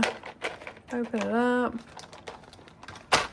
So all you do is you get your palette and rub it on the palette, and then using your blending tool, pick up the color from the palette and use it on your page to blend out the color. Really quick and simple. So just like you'd use a soft pastel and maybe scrape the color off with your craft knife onto the paint palette, and then pick it up with your blending tool, the same thing with the gel sticks. And I mean, you can even use your fingers too. So they are a very handy background tool for quick and easy backgrounds. Love, love, love quick and easy backgrounds. So we pop these to the side. Next up, I want to talk about soft pastels. Now I know pan pastels are a fan favorite and they would be a premium option. Now I don't have a large collection of pan pastels myself, so the soft pastels that I tend to reach for are the teasers here. So these come in a set of 72. They're currently selling for $40.87 on Amazon Australia. I'll just move them all here so you can see the full range of colors, and they do have a fantastic color range. They are very blendable, so you can use them for a soft coverage or a more dramatic opaque look. And I will show you a few of my pages where I've used my soft pastels in a moment. I do use mine mostly for backgrounds. You can use them for basing as well. The beauty about soft pastels is that you can easily erase any mistakes, and you can also erase the pastels to create patterns such as a bokeh effect. You can use stencils like the cloud stencil I showed you earlier to either erase clouds. You can also use the cloud stencil with the pastels to create clouds. So you can create gradients as well, and you can even add in details. So for example, you could create a green gradient for some grass, and then using the corner of your soft pastel you can draw in some firmer grass strokes as well to differentiate, so you've got sort of a blurry grassy background with some closer green grass strokes. So pastels are so perfect for really quick and simple backgrounds. They're really easy to use and there's no real learning curve with this product. You can use a craft knife and scrape the product off directly over your page, and then use a blending tool to blend the product out, or you could scrape the product onto a palette like the Caran d'Ache palette I showed earlier and pick it up from there with your blending tool. I've also drawn straight on my page with them and then blended them out. Just be careful though so you don't get any harsh lines. If you do, like I said, you can erase them.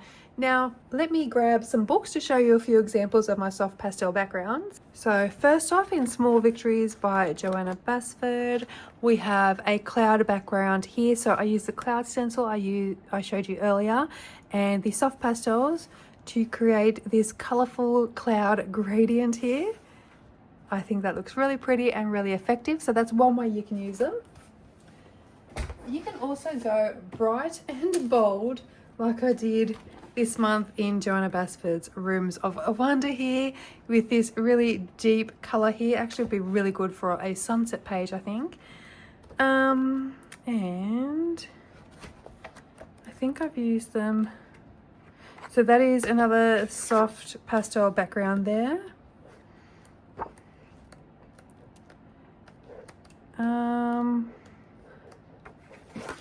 That's a soft pastel background too. That is also a soft pastel background. And I'll also show you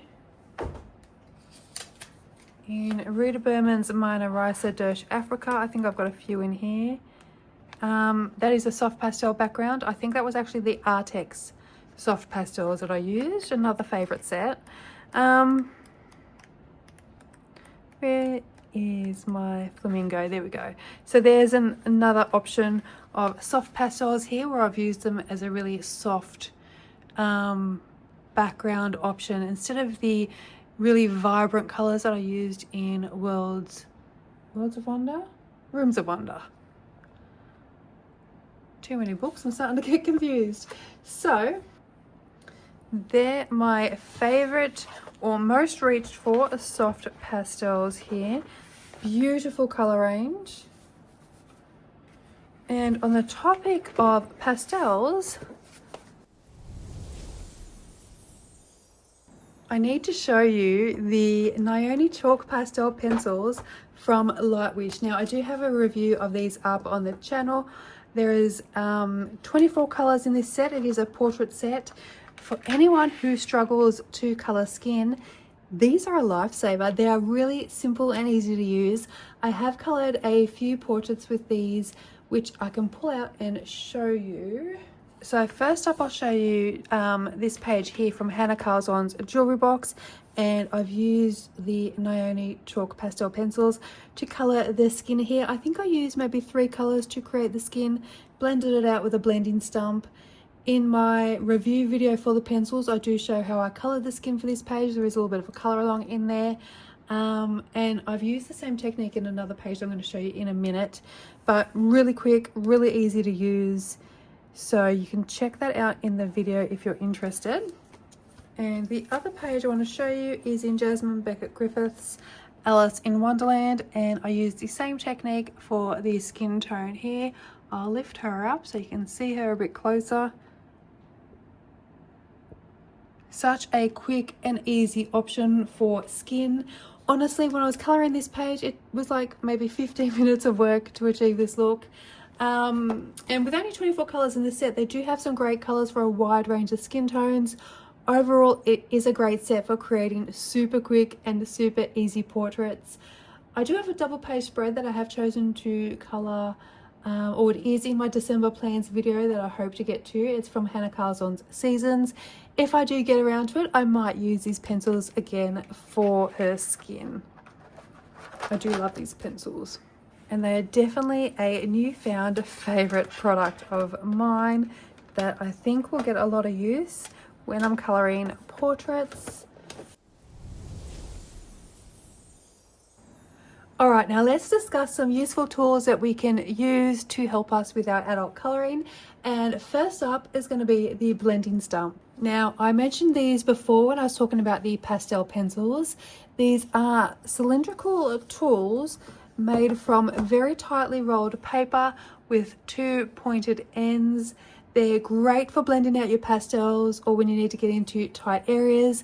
They're very easily cleaned with a light sanding, and you can purchase packs where the sandpaper is already included, and it may look like this.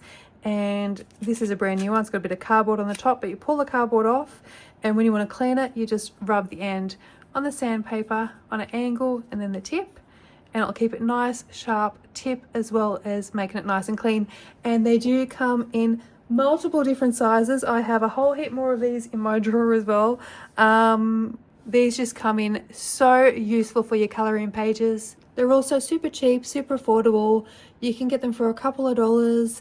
And you can just get like a couple, maybe a pack of 6, pack of 8. You can get bigger sets that do have the sandpaper in them, and you can also get, so my set here came with a pencil case, a kneadable eraser. Actually, I think it came with 2. This one's a brand new one that I haven't opened. I think it came with 2 kneadable erasers, and it also came with some pencil extenders, which may have gone MIA. Nope, found it. See, this is why I have to keep my desk so neat and tidy. I can't find anything if it's not. Here is the pencil extender it came with. So, do I have any pencils nearby? What is this? This is a Watercolour pencil. These are big ones. Let me use some minis. Show you how it really works. So I've got a little Prismacolor here, and not too big.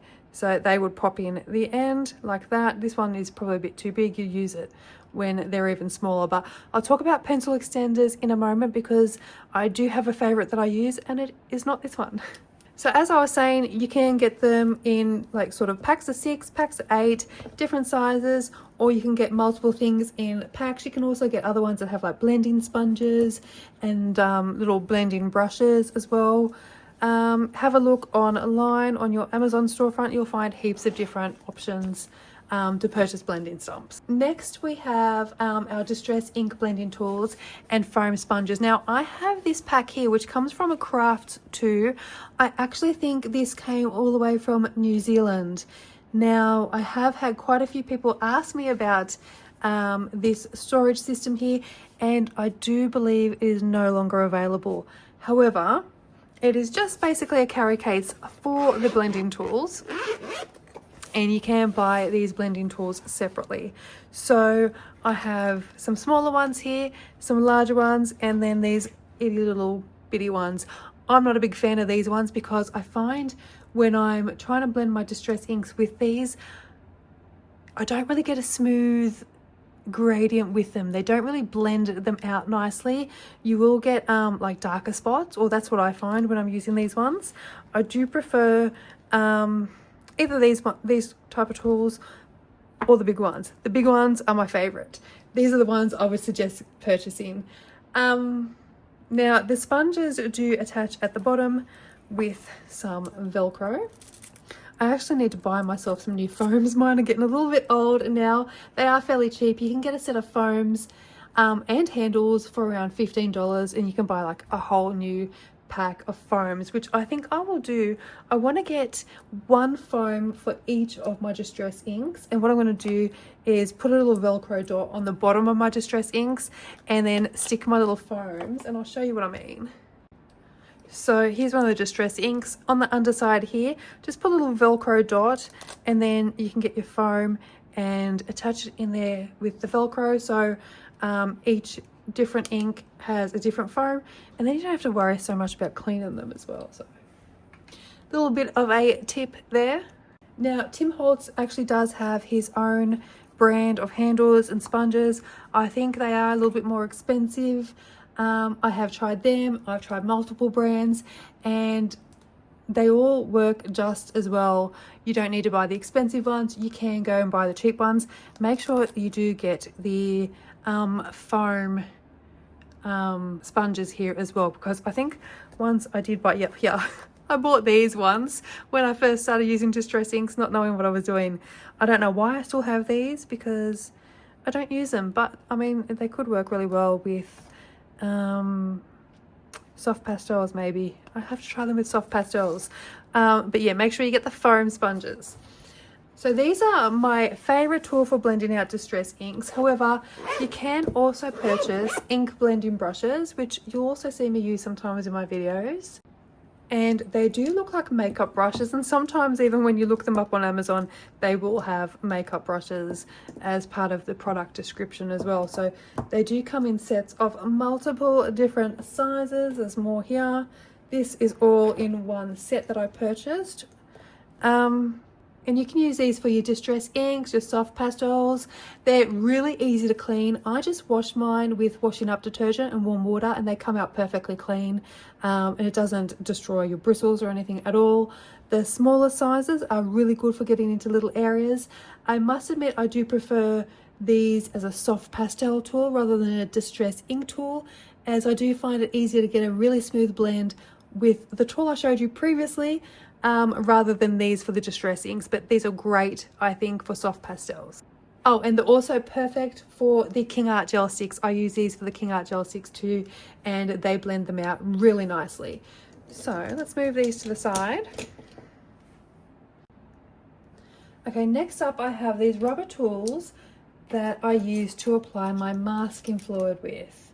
Now they come in packs with different sized and different shaped tips.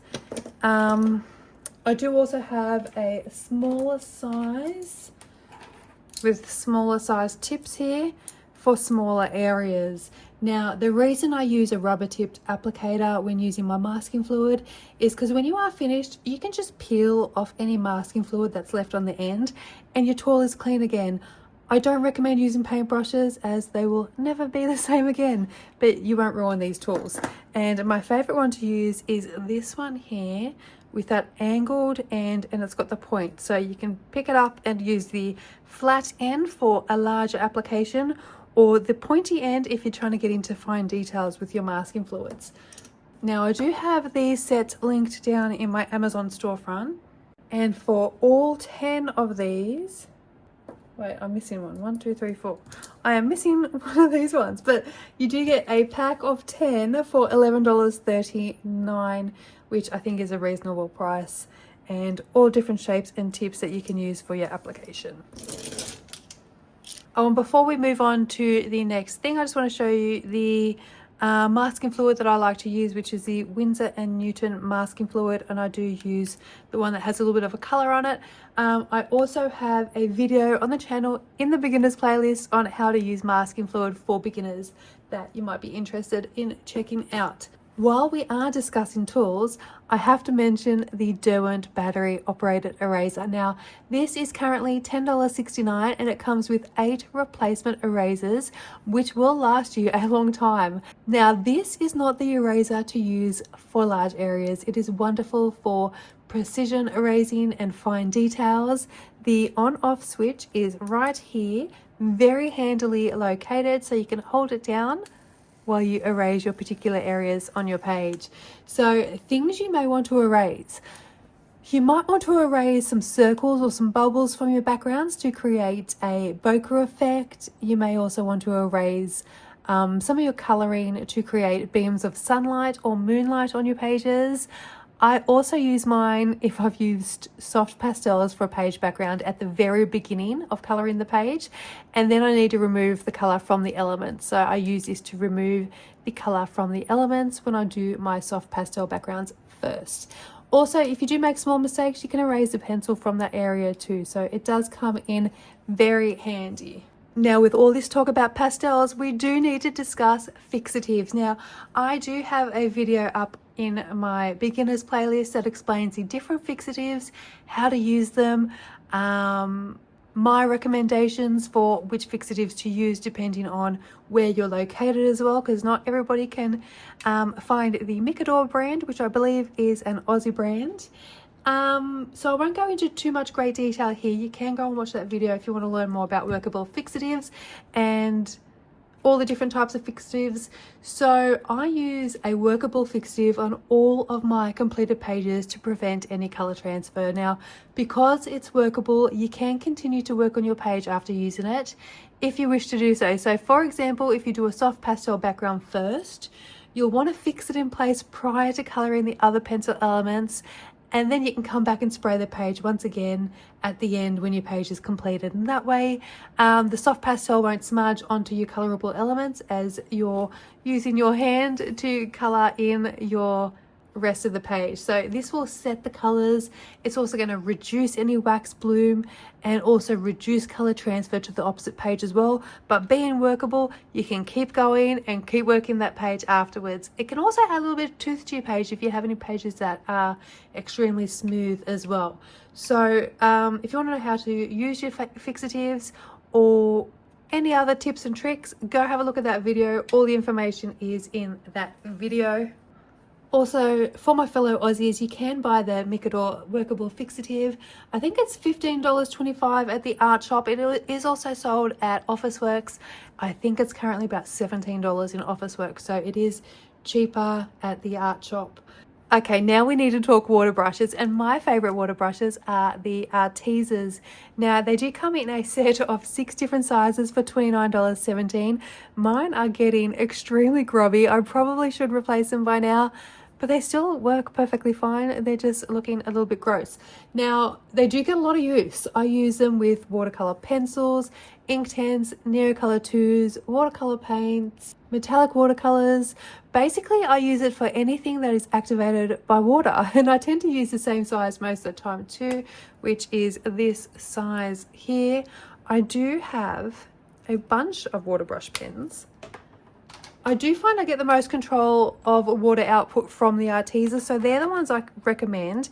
I did originally, so look how nice and clean these ones are. This is what they look like when you first get them. And yeah, so these have got bigger tips that haven't been used as often.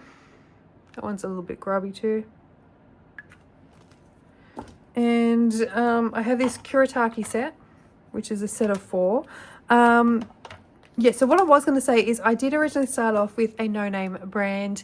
I do think you get a better control with the Artisas. I even think I get a better control with the Artisas over the Kuretake, but they would be my next best option, I think. And they come in a set of 4. I do find I have a little bit less control. Look, my brush has gone... I haven't had these as long, and you can see the bristles are all poking out because I like to stab the brush on my page. If you've seen my how to use Neocolor 2s, you'll see me stab that color around. Whereas the bristles on the Artisa are all still in one place. So they are really good quality. They do last a really long time. Now, to use them, you just have to unscrew the top like that, fill the barrel with water, screw the lid back on, and then you squeeze the sides here where it says push. You squeeze here to release water into the bristles. So if you get too much water down here and they are too wet, you can wipe the bristles onto a microfiber cloth or some paper towel, and then start working. And then as you feel it start to dry up, just push again to release some more water. So now earlier I mentioned pencil extenders. So these are a must-have for me for when my pencils start to get too short to comfortably hold, and also especially for videos as well, so you can actually see them without my fingers getting in the way. But if your pencils are getting really small and they feel uncomfortable to hold, get yourself some pencil extenders. Now I like the Derwent brand pencil extenders here. They do come in a pack of 2 for $20. I find the black one fits my Prismacolor pencils perfectly, along with any other slim barrel pencils, and the grey one fits my Polychromos best, along with other larger barreled pencils. Now I have had mine for maybe 5 years now, and they are a once-off expense, as they are a long-lasting tool. So $20 I think is pretty reasonable. They last forever. And so you just unscrew that way to open it up, push your pencil in, and you can push it. So this one's quite small, so I'll just push it to the end here. Larger pencils, there is a stop. Let me see if this one, that's a claw, so that's how far it fits in. But yeah, put it into as far as you like it, and then tighten that up by turning it to the left, and your pencil is now long enough to comfortably hold. So these are a really handy tool, especially when you color a lot and your pencils get really tiny.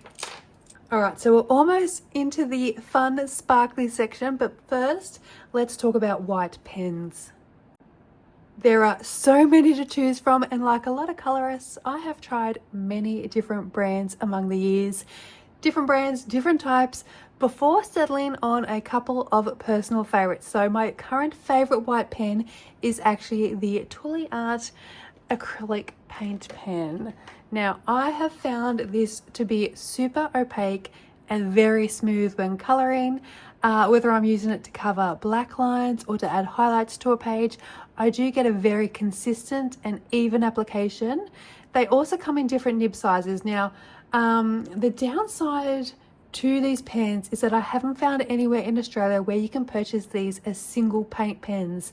They are part of the Essential set by Tooly Art, where they include 2 white paint pens, or you can purchase them in a set of black and whites, which I have done now, as I'm currently on my last white marker from the Essential set. I have this one here, which is now all used up. Now in the black and white set, you do get 6 of each color of the extra fine tip here, which is what I normally use. So this is the extra fine tip, but in this set you also get some mediums too. So you get 5 black medium tips and 4 white medium tips. I used to use black acrylic paint pens quite often in my coloring, but I haven't for a while. I mostly use them for backgrounds, but I am happy to get multiple replacement white pens though. Now the Essential set has 30 colors, lots of vibrant primary tones, and the Essential black, white and grey tones are in there as well, and that set is currently $46.99. This set of black and whites I purchased from Amazon US, and they were about $43. So I really wish they would sell them in single pens. I will keep looking. One day I may find them. Now these ones, you can clean the nib here. This one has not been cleaned, but you can just pull it out there. They do come with replacement nibs, and you can rinse this under the tap. You're meant to rinse them after every use, but I do not. I do rinse them, but not every single use. Now you can get a 20 pack of black and white paint pens on Amazon Australia, all in one nib size instead of the extra fine and the medium. So you can choose from 20 extra fines in the black and white range or 20 mediums in the black and white range, and those are currently $36.99. But my other favorite white pen is a gel pen, and I know people have mixed emotions about this one. It is the Uniball Signo gel pen in white, and as you can see from my stockpile here, and also over here, I really like this gel pen. I did swap to the Tulia mostly for consistency. So with the white Signo, I do find at random intervals I need to scribble on a blank piece of paper to get the ink flowing again. So sometimes it can get a bit stuck, especially when you're using it for large areas, like covering all the black lines in a lot of waves in Kirby Roseanne's books, which I may or may not have done multiple times in the past. So every now and then, just got to scribble it onto a bit of scrap paper to get it flowing nicely again. That is one downside to it. Also, before using the gel pen, I do tend to rub it between my hands a little bit to warm it up and try to make sure everything is flowing nicely inside. They can be a little bit finicky, but out of all the gel pens I've tried, this one has been my personal favorite so far for covering my black lines and using for highlights on the page. It is really opaque. I have been able to go over it with my colored pencils, and for the most part, they do perform quite consistently. Now you can buy these individual or in a set of 10, which is probably what I've done over here. Now, for a set of 10, you're looking at around $23 on Amazon. And also, just a side note, while we're talking about the Uniball Signos, the metallic gel pens are awesome as well. Now, I have the silver, the gold, and the blue here. And let me just show you on a piece of paper how these look. So here is one of the gold.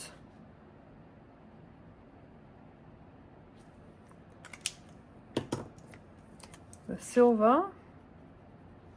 Oh, that one feels like it's drying up a bit.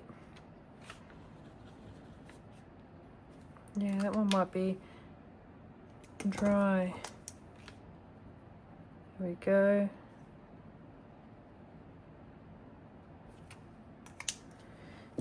And the blue.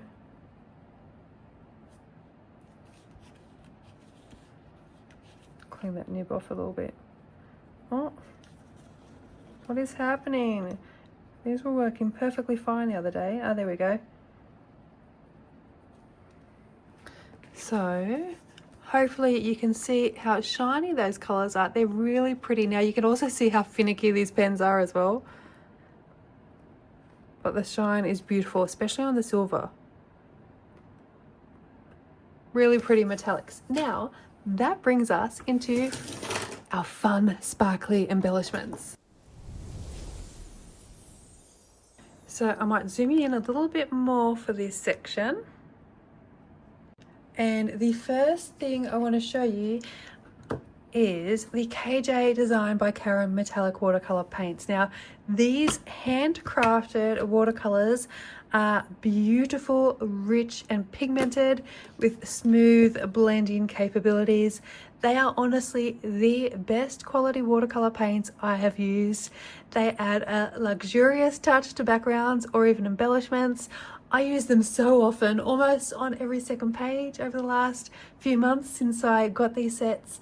And I can show you some of those pages in a moment too. I won't show you all of them because, like I said, I've used them quite a lot.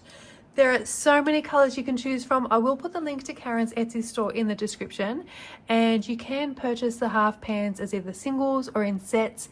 If you want to try these paints out for yourself and you don't want to purchase a full set to start with, I would suggest starting with the color Golden. Look how shiny and golden and pretty that color is. So that's it there, which you can see I have used quite a lot of that. It is the most beautiful shiny gold you will ever see. If you do plan on using watercolor paints a lot in your books, you cannot go past the quality of these paints. This set here is a great mix of colors. Now, this set was sent to me by Karen. It is not up on her Etsy store as a set. They are up there in singles. If you would like this set, you can message her and mention you're interested in the same set that she sent me, and she'll be able to put together the same colors for you. The only thing it is missing though is maybe a silver. There are so many other colors available than the selection that I own. After Karen sent me this set, I had to go and purchase some more, so I do plan on building up my collection as well. I love sparkly embellishments, and these are high quality and they last a long time, and I use them so often. So let me show you where I've used them. All right, first of all, A Million Sea Creatures by Lulu Mayo. I've got a few pages in here.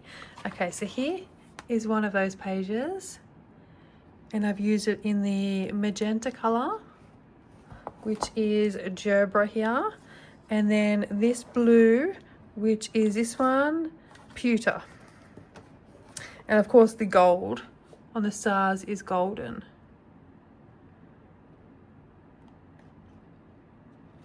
The white gold there, because I don't really have a silver from Karen, so the silvery color is called white gold, and it is from Lightwish. It's from a Lightwish palette. And here I've used those same colors. So we've got golden on the star, we've got the magenta on the dolphins, and a pewter on the water, and that white gold as well. Let me also show you in Mythomorphia here, and it was the Kieran page here, that shiny gold from the golden as well. Now I could show you so many pages, but I think you get the drift there of just how super shiny and sparkly these paints are. They are wonderful quality. They're a great investment if you want to start using watercolor paints on your pages. And next up, I couldn't not talk about my beloved shimmer sprays. So these sprays add a delicate shimmering effect to your pages. They're great for enhancing backgrounds, easy to use, and they bring a touch of sparkle and texture that makes your pages just stand out. They are available in various colors, which offer versatility for different themes and palettes to match your coloring pages. My very favorite and most often used is Sparkle. You'll have seen it used on so many pages. I will show you in one of my books how effective it looks in a moment. The other color I would suggest to get is a gold. Now, I don't have the Imagine Crafts Sheer Shimmer Spray in gold. I do have the Kaisercraft brand. So I did find the Kaisercraft sprays first and I fell in love, but they aren't very accessible to others. This is an Aussie brand, so it's not so easily accessible worldwide. So I did go and search for a dupe for you all, and I found the Imagine Crafts Sheer Shimmer Sprays. They also have a gold, which you can use instead of the Kaisercraft brand as a dupe. And once I'm out of the Kaisercraft gold shimmer spray, and this is my first bottle, and you've seen how often I use it. It still has that much product in it, which is quite a lot. This is actually my second sparkle, so clearly I use this more often, and it has roughly about the same amount left in it too. So how much does this hold?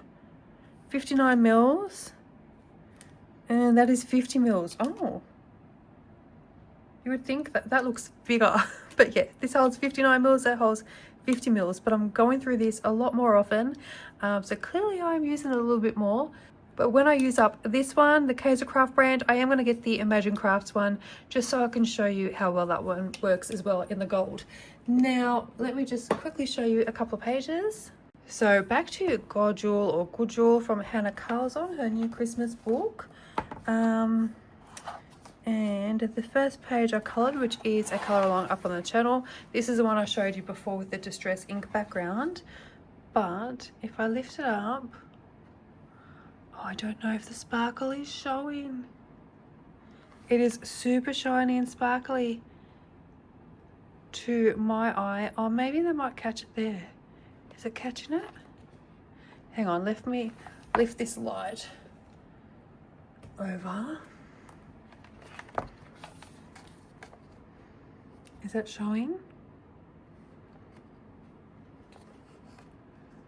I don't know if it's showing.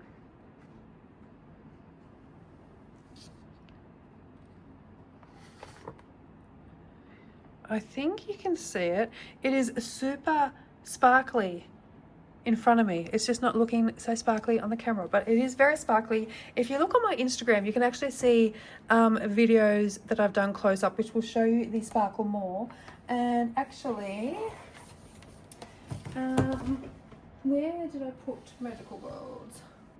I have books everywhere on my floor right now. Where is my Mossy Isles? Here. This one, you can see the gold, and that is capturing really easy, I think, on camera. Shines black that way and gold that way. So just how the light catches the gold shimmer. So I do have many other pages where I've used them. Go have a look at my Instagram and you'll see some Instagram reels that have close-ups, so you can see all the shimmer on there. And I do write in the description of the reels as well what I've used, so you can see which ones I've used the sparkle for and which ones I've used the gold, or even the frost color, which is another sheer shimmer spray. That is all on there if you want to have a closer look. Now, a staple in the coloring community are the jelly roll pens, another product I use on almost every page. So if you watch my completed pages videos, you will know these are very well loved. So they do come in many different sets. Some of my favorite and most used are the metallic, the glaze, and the stardust. They are perfect for embellishing small details on your pages. They're reliable, I find, and very beginner friendly. One thing though, don't leave them sitting around for too long, as they can dry up, and try and store them horizontally as well. So with the different sets, the Stardust, which are these ones here, they're super sparkly and glittery. The metallics are very shiny. I love the gold metallic pen. It's sort of a soft pale gold and not too yellow. It is probably my go-to for gold metallic gel pens, and you can buy the gold metallics on their own. And as you can see, there are quite a few in here because I do use them often, so I make sure I have spares. There's probably more in here somewhere too. Oh, yep, there's another one. Yeah, you can see I love these pens. There's a lot of them. And I'll just show you here that it is this beautiful soft gold, not a very yellow gold, if that makes sense. It's pale gold, really pretty gold, and probably my most used of the gel pens too. So the glazes are really fun as well. They have a raised finish, a little like glossy accents. The clear glaze I use a lot on glass and eyes. The colors are also a lot of fun. I use them on little bugs and butterflies and borders, flowers, all those sort of things.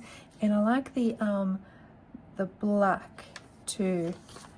And when that dries, it actually dries raised up. So it's this super shiny raised up look on the page. I like to use the black on lots of little details, especially the blacks of eyes as well. And I will show you the Stardust, which are really fun and glittery and shiny. And I can, hang on, let me just scribble that on here. And that is the Stardust. And I'll just show you a page from Rita Berman's Under the Water book. And I've used the Stardust jelly rolls in silver and in blue. And you can see on this page how super sparkly they are. I'll move that out of the way. Try and catch the light. They're just really pretty pens. Now, each of the jelly roll sets that I've mentioned come in 12 different colors, and the sets are approximately $35 per set. Next, we have the Sparkle Pop pens. Now, I do have a bunch of Pentel Pop pens here. So I've got the Sparkle Pops, the Milky Pops, the Solar Pops, and the metallics, all the dual metallics, all in one container here. But the Sparkle Pops are my favorite, and these pens are perfect for adding bold, glittery accents to your artwork. They're Unique dual tone metallic shimmer changes depending on the angle of the light. It adds interest to your colouring pages. They're particularly striking and bold, and they offer an eye-catching finish. Now, let me grab a book and show you. So I've got A Million Sea Creatures next to me still from Lulu Mayo, and on this page here I have used the orange and the pink on the outlines of the fish scales, and also on these patterns in the background too. Now have I used, no, so one of my favorite of the colors is actually the blue and the green. So I'll show you here, that one,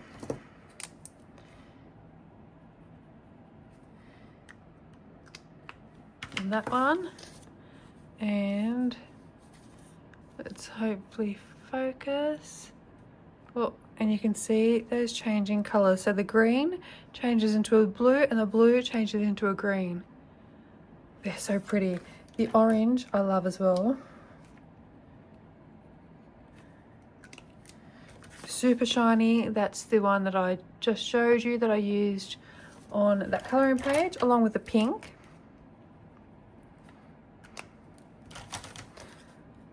But I think my most used sparkle pop, which sits on my desk permanently because I do use it often, is the silver. It is my favourite silver gel pen. And look how sparkly it is. It's so shiny. That is the best silver gel pen. Look at that. Now, the Sparkle Pop pens do come in a pack of 8 and they cost $26.73.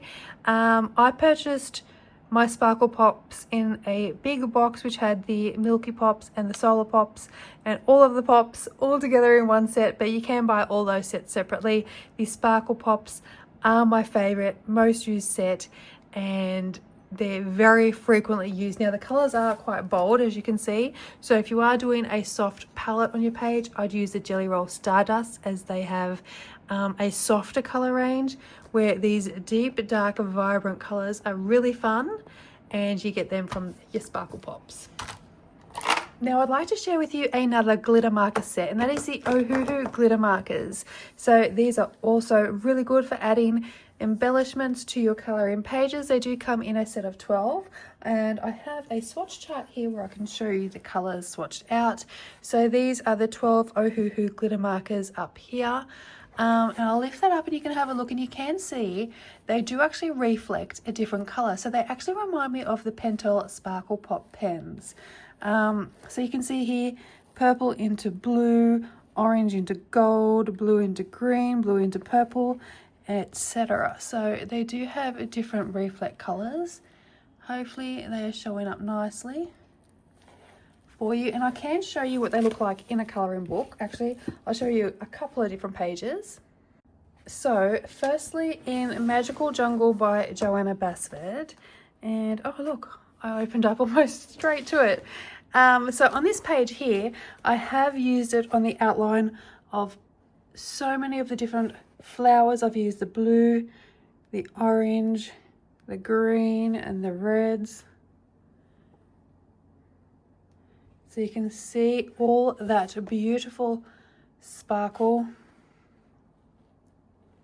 Now, these are a bit thicker than the Sparkle Pop pens. However, you can see here that they did not bleed through onto this page whatsoever for me. However, I have used them again in Small Victories. And which page was it? It is the underwater page. It's here somewhere.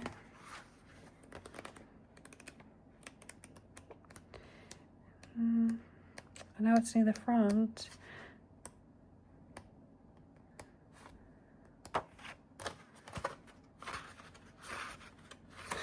I should have tagged it, shouldn't I?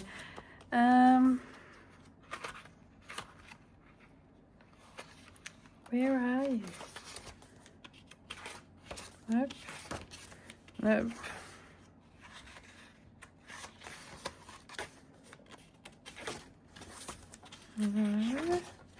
This one here. So I've used the Ohuhu glitter markers on this page here as well. You can see them on these reeds, on the fish, on these reeds here. Now have a look at these reeds here, and as you flip over you can see some shadowing if you have a look here. Now what I've realized, because the Joanna Basford paper in this book is very similar to the paper in my Magical Jungle book, but what I did work out is when I was coloring in the Magical Jungle book, I was mostly doing long strokes with the markers, whereas on this page here, and specifically for these elements where you can see it, they're very small, so you're doing little circular motions, so you are overlapping. So it's basically like going over the same spot multiple times, and doing that is what creates that shadow. So if you can color the little areas in one section without going over it too many times, like circular motions, do sort of stripes instead, you should be right. And it didn't bleed through. I wouldn't call that a bleed through, I'd call that a shadow. But yeah, just test them out in your book maybe before using them. But they are a great little set of glitter markers. Next up are my super golden markers from Lightwish. Now these markers stand out for their beautiful, rich, bright, vibrant pigments, their smooth application, their super shiny finish. They are perfect for creating beautiful details and embellishments on all sorts of elements on your colouring pages, including borders as well. They are $29.99 for a set of 12 markers. They are long lasting. I have had mine since this time last year. Now Lightwish did send me a set, but I love them so much that I actually bought a second set. So there's two sets sitting in here at the moment. Now my most used colours are the Verdant Green, which is this one here, the Silver, and the Yellow Gold, which is this one here. I always get confused between the two golds. That's gold and that's yellow gold, and I'll show you on my swatch charts actually what they all look like swatched out. I love using the gold and silver for metallic objects and borders as well. The Verdant Gold is a great green to add interest to leaves and greenery. You can use them to accent flowers. They're just a fantastic little set and super shiny. They just add that little bit of something extra, a little bit of interest to your pages. So these are all the colors that you get in the 12 set. There's your Verdant Gold, the Yellow Gold that I really like, and the Silver as well. So I prefer the Yellow Gold to the gold personally. And I'll lift that up so you can see how extra shiny they are. And again, if you've been watching my completed pages video, you'll see that I have been using these quite a lot as well. They're just a really versatile little set that you can use to add that little bit of interest on your colouring pages. Now, next up, I have some paints I want to talk about. And the first up is the Extreme Glitter Paint, specifically the hologram paint. Now, this paint delivers an intense holographic sparkle that's ideal for embellishing large areas like backgrounds, really fun on night skies, or specific elements such as wings, water, gemstones. It is a great option for adding dramatic glittery effects to your pages. It is currently on Amazon Australia for $7.69. And I love it that much that I actually have two in hologram. So this is an older one, and this is my spare, and I do have the Extreme Glitters in a bunch of other colors. I'll lay them flat so you can see. There's more. And there is more. So they're all the Extreme Glitters that I have. I bought them, all of these, in a set. And actually I think that was in the set too. So I think it was a set of 10, 2, 4, 6, 8, 10. Yep. And then this one was my original Extreme Glitter. And I've used this in quite a few pages. Like I said, I've used it for wings.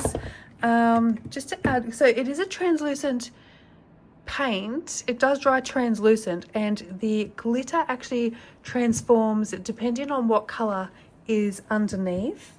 And if I can show you an example, it's hard to remember off the top of my head what pages I've used the products in. I should have filmed my completed pages video beforehand, so then it'll be fresh in my mind. But however, Nightingale's 3 by V San Ong, I have used it on the night sky background here. So it was already a black background, and I added the hologram page over the top, and you can see that it actually has this green sparkle, which is awesome. So it does reflect off the colors that are under it and around it, and this one is given off green. It is really fun effect. It's great for like I said, wings, your gemstones, that sort of stuff, just to give that beautiful shimmery, dramatic, glittery effect. Okay, let me move all this over this side because I have more paints. So next is the Folk Art Colour Shift paint. Now these are known for their colour changing effects. The paint shifts between hues depending on the angle of light, and it creates a mesmerising iridescent look on your page. Great for colouring mystical and fantasy themed elements like dragon scales, butterfly wings, magical objects. I've used mine on mirrors. It adds a sense of depth and movement to your pages as well. Now my favourite colour is the Silver Flash, which depending on the light, it can have a silver reflect or a purple reflect. If you're in Australia, the cheapest I've found these are on the Craft Online website. I think they're $11.99 each for a bottle of paint. And I do need to get some more colours myself just to play around with because they're so fun, but I will show you where I have used these before. And I have Tales of Atlantis here from Hannah Carlson. And if you can see the background colour there, shifting from that purple to the silver. So you can see there it's purple, and on the other side looks silver, and then vice versa. They're just really fun. And then all day you sit there like this to check the changing colours. I'm obviously easily amused. Now my next paint recommendation is the Deco Art Dazzling Metallic range, and I have a whole bunch of colours. I've got 2 festive reds. You can tell I like that colour. And I'll show you where I've used these in my colouring books in a moment. I really need to swatch these out. Some of these are still unopened, so I need to check out the colours of the unopened ones. And I bought these in a whole big set.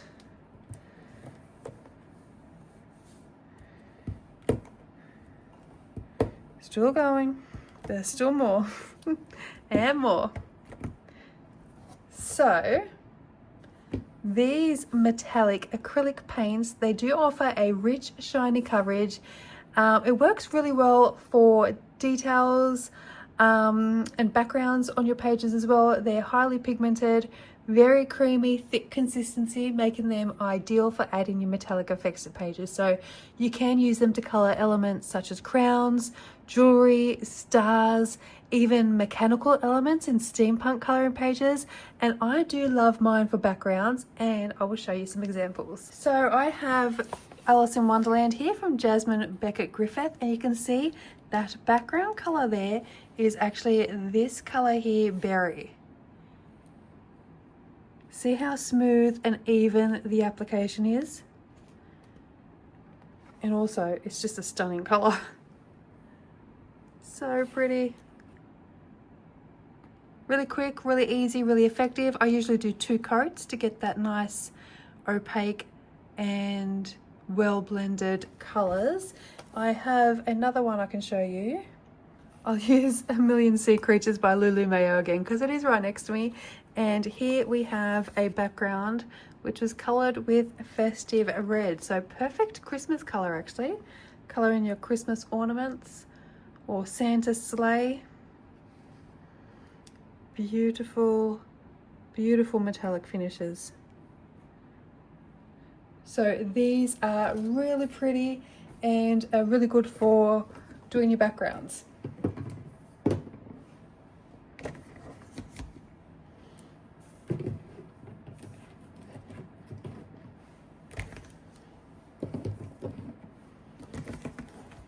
Now, before we move on to colouring books, I just want to touch on paper, as I do frequently get asked what my favourite paper is for printing PDFs, and I use the Nina cardstock, the Nina White Index cardstock. Now, this is a personal preference. I think the choice of paper that you like to print on depends on how you like to colour as well. Whether you're doing blending, burnishing, layering, if you're going to be using markers, all that sort of stuff. This works perfectly for me. So if you are following any of my colour alongs where I'm using PDFs, they are printed on this paper. So it is £110 or 199 GSM. It is a durable, heavyweight cardstock, making it ideal for projects requiring more robust paper. It's not too thick either. It is thick enough to handle markers, water-based inks and coloured pencils without any excessive bleed through or warping, but it is not super duper thick and it is not super toothy either. So it does have a more smooth texture, and I'll just give that a flick like that so you can feel, so you can hear the thickness. Hear the thickness. That does not sound like good English. But yeah, you can hear that little flick, which can give you an idea of the thickness of the paper. So like I was saying, it is a smooth texture, not too toothy, but not too smooth either. You can feel the tooth on the paper, so you can still achieve a burnished look without having to work too hard. I have used my polychromos, my Prismas on this paper. Both work really well for me. It does come in a ream of 500 sheets of paper. Now, as someone who doesn't print PDFs a whole lot, 500 sheets will last me forever. I think I've had this for a few years, this ream, at least a year, and it's still fairly full looking. So price wise, for one ream you're looking at $41.82.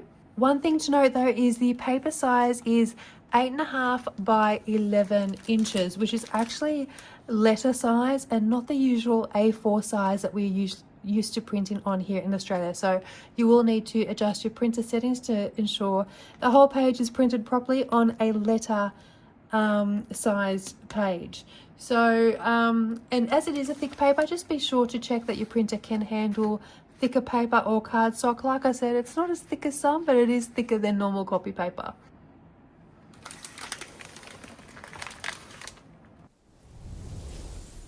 Now, the first book I want to show you is not actually a colouring book, but a colouring journal. This was designed by our very own colour tuber, Amanda Colours, here on YouTube. Now, Amanda has a fabulous in-depth review of her journal up on her channel, which goes into great detail on her thoughts behind the layouts, how to use them, how she designed this journal.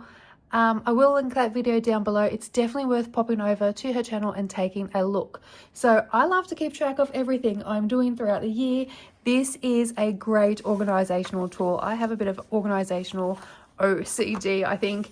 So if you're like me and you love to journal but maybe don't have the time to create your own, this has everything you could possibly need. So I'll just do a quick flip and show you what we have here. So we've got colouring dates. So she's even gone through and picked out certain things that are coming up. So we've got World Ocean Day if you want to colour ocean themed pages. Actually, that's my birthday, 8th of June is World Ocean Day. Maybe that's why I love the ocean so much and colouring the ocean. I never knew that. So I've learned something new today too. World Introvert Day, 2nd of January. So we've got 2025 goals. Can you tell I've been talking for about 5 hours straight? We've got 2025 goals here. So they've done in quarters: January to March, April to June, July to September, October, December. So you can write your goals for the different quarters of next year down. And then we have our totals for each month where we've completed pages here, our buddy colours, any prompts and challenges we've completed, and our untouched books that we've completed too. And then we've got a section for a mid-year total. So if you want to do a half-yearly check-in, you can have a look and see how many pages and stuff you've completed here. And then you've got your end-of-year total here too. And this one here also allows you during the month to cross off a little box for each page you complete, and then it'll show you how far along you've got each month. And you can see sort of in a graph style what you're averaging. So mine would sit about here every month, between 10 and 15 maybe every month. And on some months like December, probably about 8. I don't think I've ever gone more than 15. So, but a lot of people do. So you mark it off as you go, all of your pages.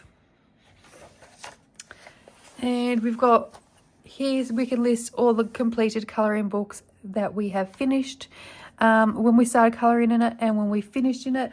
I've only ever completed 2 colouring books, and I'm hoping to have at least one completed in 2025, and that'll be Rooms of Wonder. So Rooms of Wonder will be up there. I don't complete many books very often. A lot of people do, and you can list them down here so you can see how many books you have completed for the year and how long it took to complete them as well.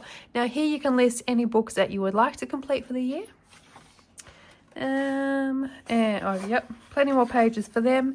And now here you can list all the books that you have coloured in during 2025, and as you list them down here and cross them off, you can also colour in maybe a bookshelf here and write the name of the book in there. Plenty of pages and room for those books.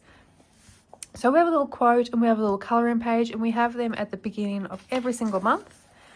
And it tells us here who illustrated the colouring page, and also where we can find those artists. So this is her Instagram and her Etsy shop for Jen Racine, and we're into January. So I won't go through and flip through the whole thing. I'm just giving you a overview here. We've got our January calendar, list of prompts and challenges. We've got 2 checkbox here. So you can check one when you start it, maybe, and one when you finish it. I'm not quite sure. Buddy colours, our completed pages here. So this is something that will be useful for me. I do this currently. So the date I completed the page, the book it's from, the page I completed, what I used, and we've got some buddy colour details down here if you've completed the page as a buddy colour, which is great, or hashtags. And plenty of room for plenty of pages throughout the month, which is awesome. And then here we can cross off how many untouched books we coloured during the month, what we purchased, what we would like to purchase. And this is our monthly statistics for the end of the month. How many buddy colours did we do? How many prompts and challenges? How many pages did we complete? How many books did we colour in? And how many of them were untouched books? And then here is also your social media if you want to keep track of that. If you're on Instagram, Facebook or YouTube, you can put what you started at the beginning of the month and what you finished, and then how much you've either grown or lost for that particular month. So, and then you've got your plans for the following month, and we're into February. And it is the same format all the way through. Some of these, some of the illustrations at the beginning of each month are exclusive, and I think it does say, yeah, exclusive illustrations, so it's only found in this colouring journal. So I will put the link to Amanda's video so you can watch that full review if you wish to, and I'll also put links down below if you want to purchase this journal as well. So now on to colouring books. I'm going to be showing you some new releases that have come out just this year, and some older books as well that are old favourites of mine. A great tip when trying to decide whether a colouring book is right for you is to search it up on YouTube, look for flip throughs. There are quick silent flip throughs if you just want to see the illustrations and get an idea of what kind of images are in the book, or there are more in-depth reviews if you want to hear others' thoughts on the book, if you want to know about the different papers, how the pencils work on them, all that sort of thing. So sometimes it's also nice to watch a couple of different videos on flip throughs and reviews just to get a well-rounded opinion as well.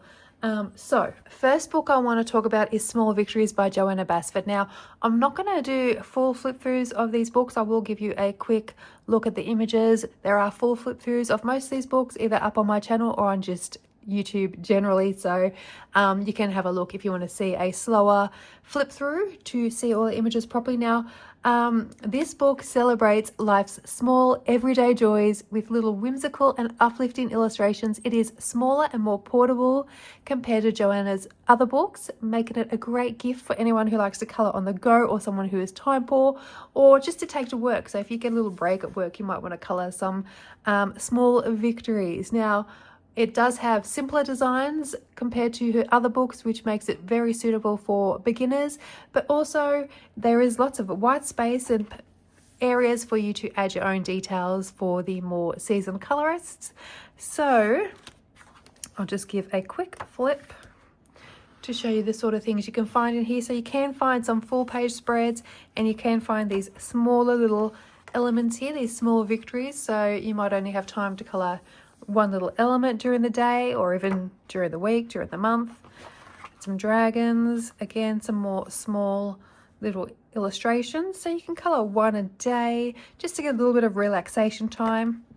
And also, if you don't have much time, if you are time poor, or maybe if you have health issues and you can't sit and color for a long period of time, or if your hands start to hurt, it is a nice idea for these small victories, because you can complete one little section, like maybe this butterfly or these flowers, and you can feel like you've accomplished something because you've colored the whole element. So it's not like you've colored a little bit on a page and left a full page width that you have to come back to. I mean, the rest of the page is uncolored, but because you've colored that one piece, it feels like a victory. Hence the title, Small Victories.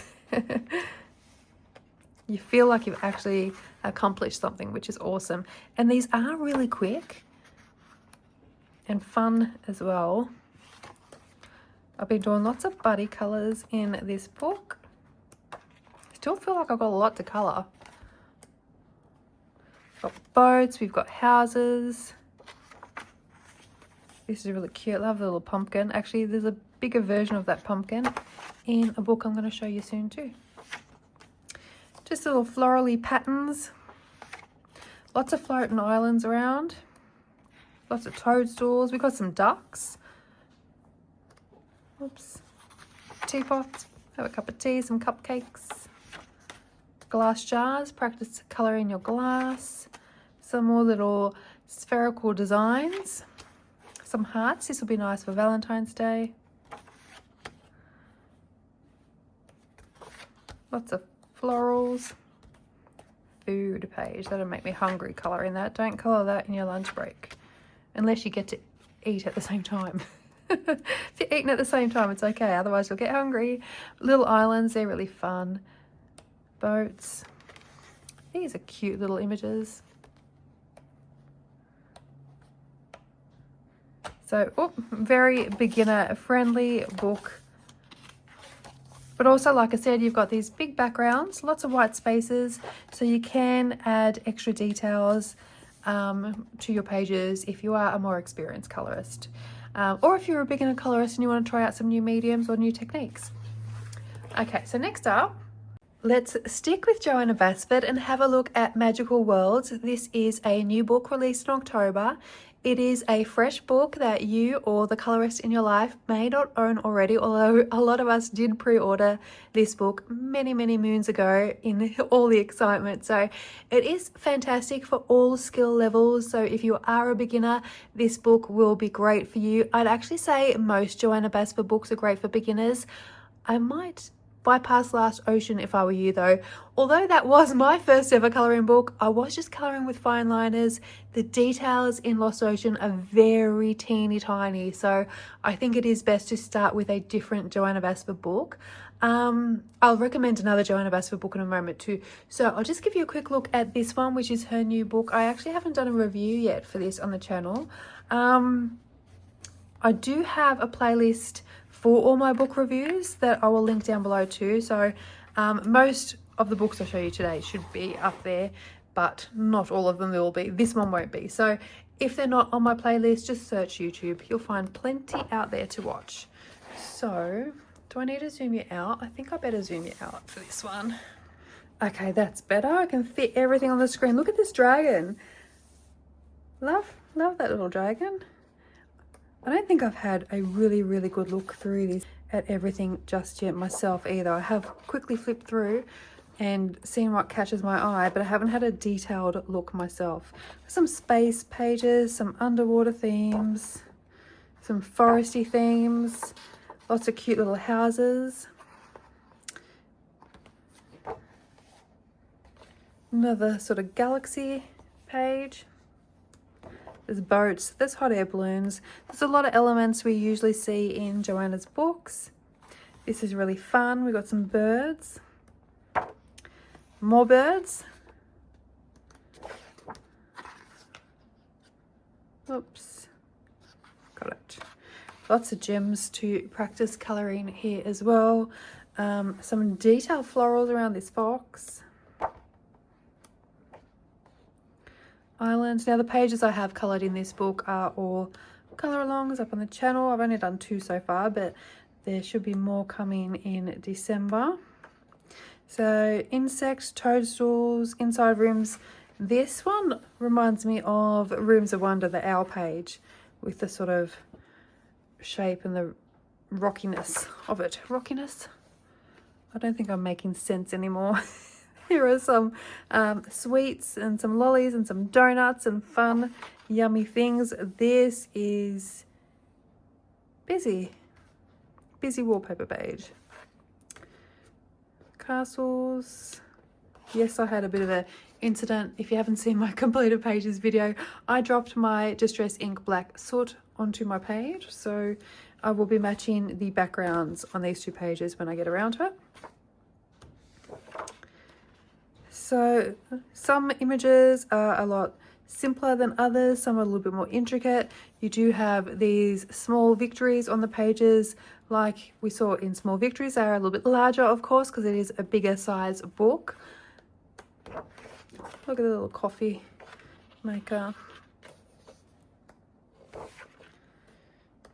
Yeah, I love these underwater pages.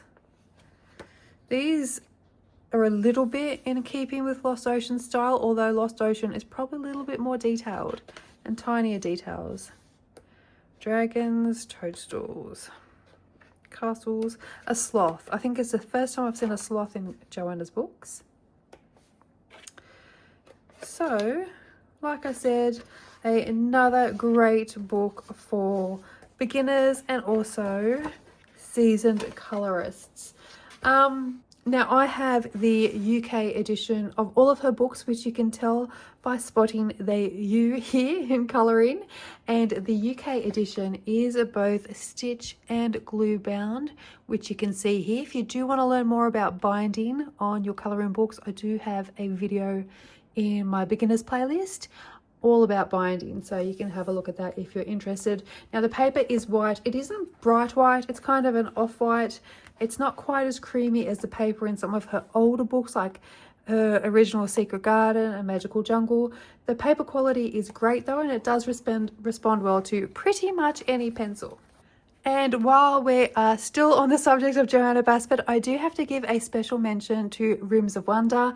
This is a full book colour along on the channel, so every page in this book will be coloured as a colour along. So you can follow along if you're interested in learning about how to colour your pages, how to put pages together, like colour palettes and stuff like that. You can follow along and check out any of the colour alongs I've done in this book to give you some ideas. So if you are a beginner, following colour alongs can be useful. So we do have a lot of pages completed. I think we're over halfway now. And there'll be some more coloured in December. That is the page I was talking about. The other page reminded me of in Magical Worlds for some reason. It is a different shape, but still does have that brickwork. So again, you've got the small victory type of pages like here, and we've got rooms. So this is Rooms of Wonder. So you tend to have like in the double page when opening, you'll have a room and then detailed little illustrations that are taken from the room, or they match the room in some way. So we've got little kitchen objects here and a kitchen room here.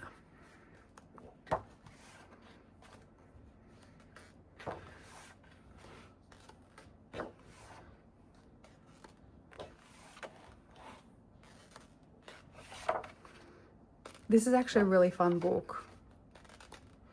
So you do have these pages which have all this negative space in the background. You can add to that negative space. You can draw your own things in if you like to draw, or you can just colour the image and leave the negative space blank. as I've done in a few of these pages. Like here, I've left that blank. I have seen other people colour nice like foresty scenes behind it. I am not an artist.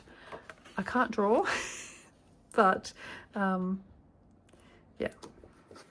Oops. So I did say I wasn't going to do full flip throughs. I feel like I'm doing full flip throughs. We are going quick though. If there's anything you want to see more detail of, you can just pause the flip through to have a look. So most of this book is completed. And hopefully I'll be adding this into my colouring journal as a completed book in 2025. But it is a fantastic option for the colourist in your life.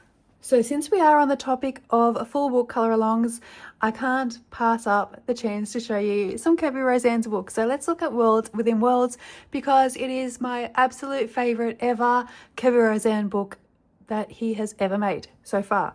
Dark Fairy Tales is coming out in March 2025, so watch this space. And I'll do a quick flip through here. So this book, Kirby has masterfully combined real world animals and objects and places with fantastical surreal elements. So for example, you might find a dragon that's covered in a mountain, or a shoe that is a house, and all sorts of fun and interesting things. This book is probably ideal for intermediate or advanced colorists due to the intricacy in the line work and how detailed the pages are. They do give an opportunity for imaginative colouring. You can use any colour in the world that you like on these pages without feeling like you need to use normal colours, I guess you could say. Realistic colours, that's the word I'm looking for. Now, if you are a beginner, I do think Kirby Roseanne's books are good for beginners. A lot of beginners are daunted by Kirby's books, but, and I can't show you in these full book colours, can I? Yeah, so if you have a look here, you can see the cross-hatching that Kirby has put in his pictures. Now, where you see this cross-hatching, you put your shadows. So you start your darkest colour there and you work out lighter. So that I find is very helpful, especially if you are a beginner and you don't know where to place your shadow colours. You just follow Kirby's lines. This is such a fun book. You've got pyramids on the back of these lizards, and if I remember correctly, it's been a while since I flipped through this book. Do we have... No. So there are hidden objects on each page that relate to the next page. But yeah, no description of the pages in there. So this took me 2 years, I think, to complete. But look, we got little castles on their backs. Oops. I'll just quickly flip through. There is a full book flip through of this finished book if you want to have a look up on my channel. Oops. I'll just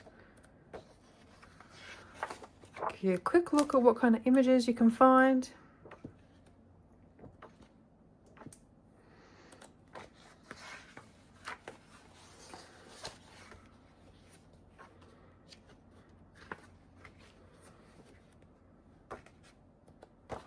Oh, and this book here, this page here, some of you may recognize from World of Colour, the compilation book. So Kirby has featured this double page in the front of his World of Colour compilation book.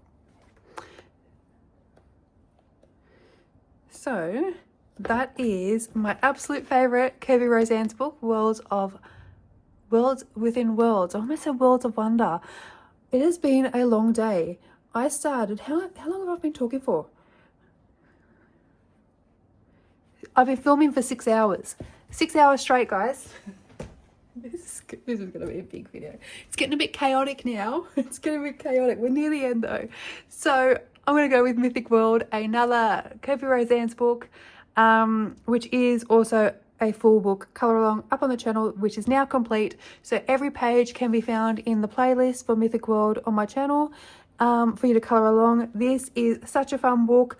I love myths and all that sort of stuff. So you have a look at the back here. It tells you the mythology behind every single illustration in the book, which is really fascinating. You can look up the mythology as well and have a look at pictures that relate to the mythology and see if you can get some color inspiration ideas, maybe from the landscape for the area or even the type of animal that it might relate to. So I love anything to do with mythology. So there is Mythomorphia by Kirby Rosands, which is another absolute favorite of mine. I do love Fragile World too, but I didn't put it in this video because I know there's a lot of fur and a lot of people can struggle with fur. So I'm guessing that would be more for advanced colorists, but it is a very popular Kirby book. Probably one of the most popular. Alien Worlds was the last coloring book. We did Worlds Within Worlds, Fragile World, Mythic World, and then Alien Worlds. I'm pretty sure Alien Worlds was the last in the World series. That did get a lot of mixed reviews when it first came out. I love Alien Worlds. I didn't think I would like a book on the topic of aliens. Aliens aren't my thing, but he does it really well. Like anything he does everything really well. And I know a lot of people didn't like the subject matter. I did see some negative reviews out there on YouTube, but I love it. I think it's a great book. So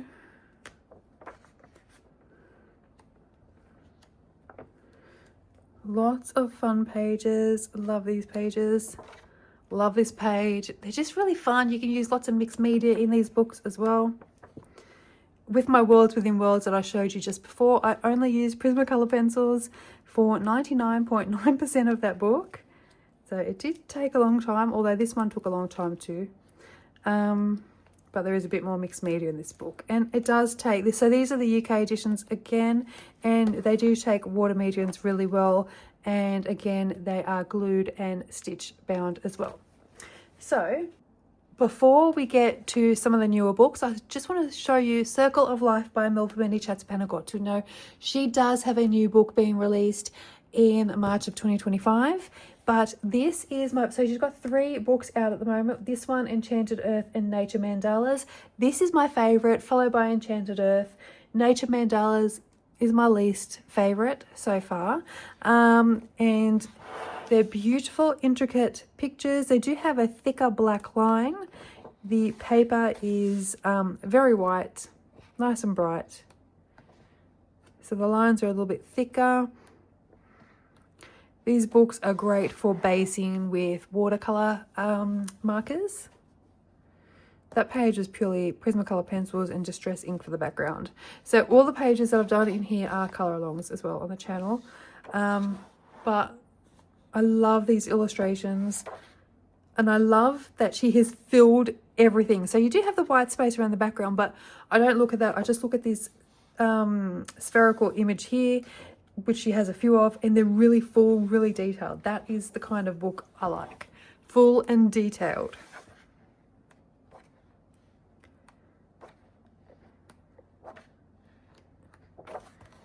Look how detailed that is. I do love that page. One day I will colour this double page. So we get a few, mostly landscape pictures in this book. We do have some animals. It is the Circle of Life, so we do have a bunch of different animals and insects in here as well.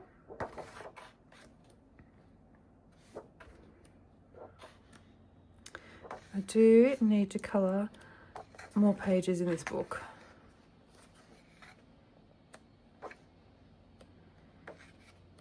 So I'm just flipping it quickly. You can pause it or play it in slow motion if you want to have a better look as I'm flipping through. Otherwise, go check out flip throughs on the channel. But this is an amazing book. Look at the details. So another book which is great for mixed media as well.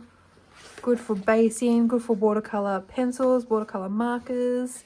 I have used both in this book. So this double page spread here, I based everything with watercolor markers, and you can see it hasn't had any bleed through on either page. That is the KJ designed by Karen paint in golden that I mentioned earlier in the video, and the background is Neocolor too. Everything else was based with water-based markers. Have I been saying watercolor markers this whole time? Water-based markers, the Tombow water-based markers, and then I went over the top with polychromos for this page, and we've got some acrylic paint pens on here as well. And that was all Prismas. Yeah, so that is A Circle of Life by Milpomeni Chatspanagottu. Now, I also have to feature a Rita Berman book. So, Rita Berman is one of my favourite adult colouring artists, and Mana Raisa Dersh Africa is my favourite Rita Berman book. I do love all of her travelling books. So, she's got Africa, she's got Europe, and Asia. And then she's got the season books and the Under the Microscope, the water and the land. Yeah, the water and the land. The traveling ones are my favorite. Now, if you aren't aware, Rita is releasing English editions of her books. So these are all German editions. She will be releasing next year, I believe it is, the English editions. Now, she has done that because she wanted to make the books more accessible to the colouring community worldwide. So you will see those book covers floating around on Amazon already. They are printed by a different publisher than these ones are. They have the title obviously in English, and she has amended the covers a little bit, slightly. So I am interested in checking out the paper quality in the English edition books. Having said that though, they will be exactly the same. The cover will just be different, and it'll also have the title in English. It was purely for the purposes of accessibility that she's been releasing these English editions, which I think is a really good idea. So let me flip through this book.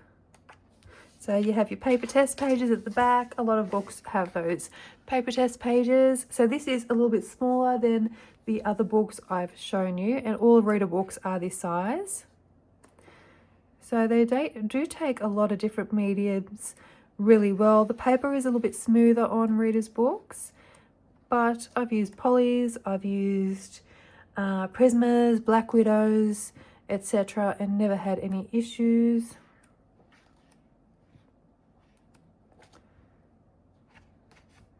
So they do take you on a little journey through Africa. So they have certain places. I do have a really in-depth review for this book that explain what all the different places are and what all the different little elements, like these beaded dolls, for example, are up on the channel, and the different places and what they mean, where they are, all those sort of things. And I am flipping through this book backwards just because it's easier. But if you start at the beginning, it does take you on a journey. Usually starts from the home to the airport. I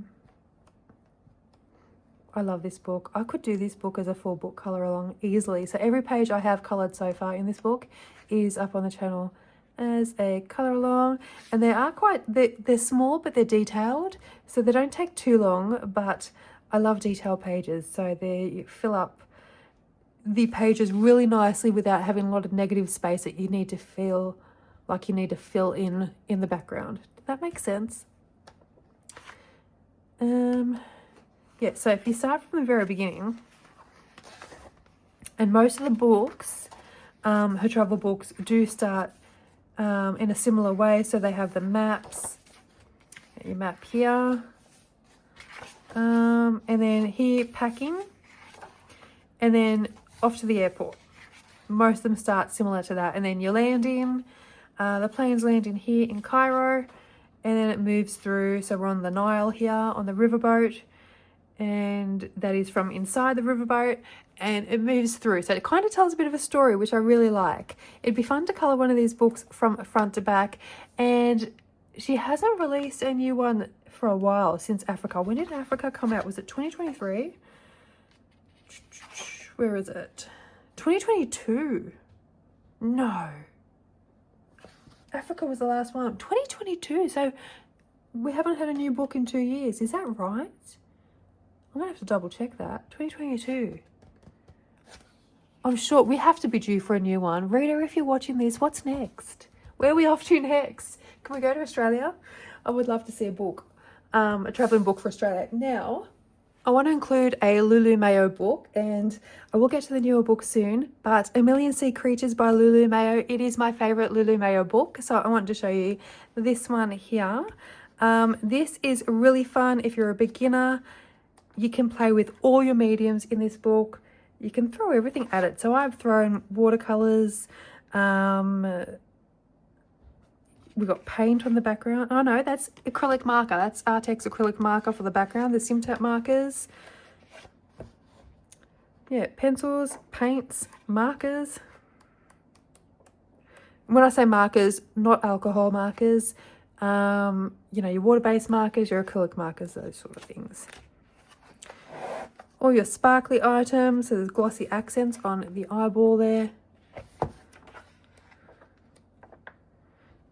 Super fun little images. The creatures are really cute. So these are really fun books just to play around in. Sometimes when I do like really busy double page spreads, I need to come to a Lulu book and do something a lot simpler and just a whole lot of fun, and just something I can throw so many fun mediums at and just have a relaxing, fun time after colouring such a big, busy page. So there probably is a review of this up on the channel. If not, there are plenty out there, like I've mentioned before. I know I've done a colour along up on the channel for this page, but I did it as a PDF. Yeah. And then one of these is a colour along up on the channel. Actually, you know what it is? It's this one. That's a colour along up on the channel as well. Yeah, but these are really fun books, really good for beginners. And if you are experienced colorist and you do just want to have fun sometimes and just break into these books and have fun with lots of mediums, it is just a joyful book. It's just a happy, fun book. Even the little creatures look really happy in these books. So this one is my favorite out of all of Lulu's books, and it is A Million Sea Creatures. Okay, so on to some newer releases. I've got Enchanted Creatures here from Lolita Aya, and this is a Zendoodle colouring book. So Zendoodles may not be for everybody, but I absolutely love this book. And I did do a colour along up on the channel just to show you how I work around the Zendoodles and the designs, how I incorporate them, whether I tend to accentuate or block them out. Images are beautiful, and the Zendoodly bits don't tend to be on every item. So for example, you look here, the tiger, so the name of the page is down here. The tiger has the Zendoodly patterns, but the background and all the leaves don't.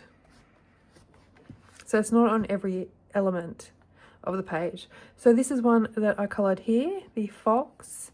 I love how that page turned out. There's some really pretty, look how cute he is. And look at them, look at their little smiley faces.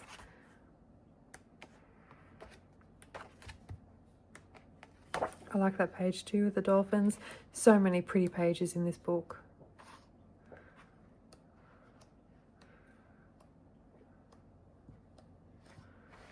The paper is beautiful as well. It's very thick. It's actually it's sort of similar in thickness to the Nina cardstock, I'd say, that I was talking about earlier.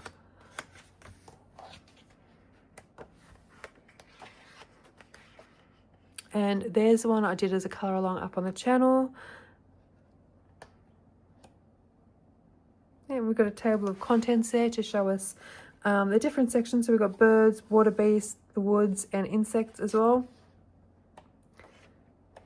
Very, very pretty book. If you're not quite sure how to work with books that do have Zendoodles in their pages, have a look at that colour along I did for the owl, and you'll see what I did with the Zen Doodles on that page, this one here. And that might give you some tips and ideas. All right, R.J. Hampson's Mountain King. This is a new release from this year. This is a really good book for beginners. It has intricate fantasy settings, mythical creatures, landscapes, adventure. Let me just find where, because there is two, okay, there we go. So that is the second set of pages behind there. Now, the book does have 2 copies of each illustration. The second copy, the duplicate, it does have subtle changes. So sometimes it can be just a black background or other little changes in there as well. So you can colour the page twice, but it is a little bit different, so you don't feel like you're colouring exactly the same page. So we'll start from here and flip through and have a look at the original set, the first set of pages. So we have the name of the page here in our illustration. So you can use so many different mediums on these books. They are single-sided. I like to base my pages with alcohol markers. So you just pop something behind just so you don't get any bleed through to the following page. And then I go over the top with my pencils.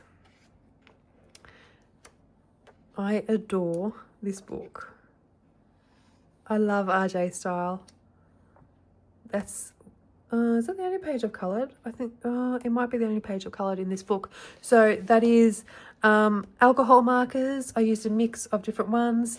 Prismacolor pencils on top and the KJ designed by Karen golden paint. The purple on the horses, donkeys, what are they? Unicorns? I don't know what they are, on their manes and on the feathers up here. You can see that little bit of sparkle. That is the hologram paint that I was talking about, which is here, the extreme glitter. That is what is on them. And you can see the Sparkle Pop pen in blue down here. We've got Jelly Roll Glaze in purple. The white Tulliart paint pen. What else is on this page? Silver Sparkle Pop. Yeah, so that is quite a lot of the different mediums that I have shown you in today's video all on one page. Look at that. The Sea King. This is a fantastic book. If you're looking for an R.J. Hampson book, look at these guys. Every time I see this page, I just, oh, it's just so sweet. They're so cute. Like I was about to say, if you are looking for an R.J. Hampson book, start with this one. This is probably one of my favorites. Okay. All right, moving on to Maria Trolle books here, we have Shooting Star. Now, this is the Swedish edition, so this is Stjärnfall. The English edition is now available up on Amazon. And this, prior to the new release of Sagan, this was my favourite Maria Trolle book. So I absolutely adore her newer books. This one, I think, is fantastic. So the illustrations, I guessing, I would say they're more on the simpler side. They're not very intricate, not very detailed. They're very sweet, very whimsical, very pretty, very good for beginners, and they don't take too long to colour as well. Now, because they are quite simple, you can add details to your pages if you wish to.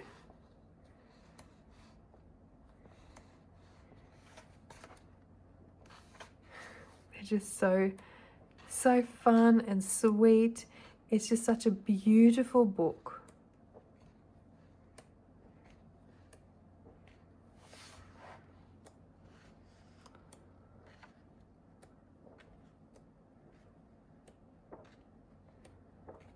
A few little people and a few cats, a few animals.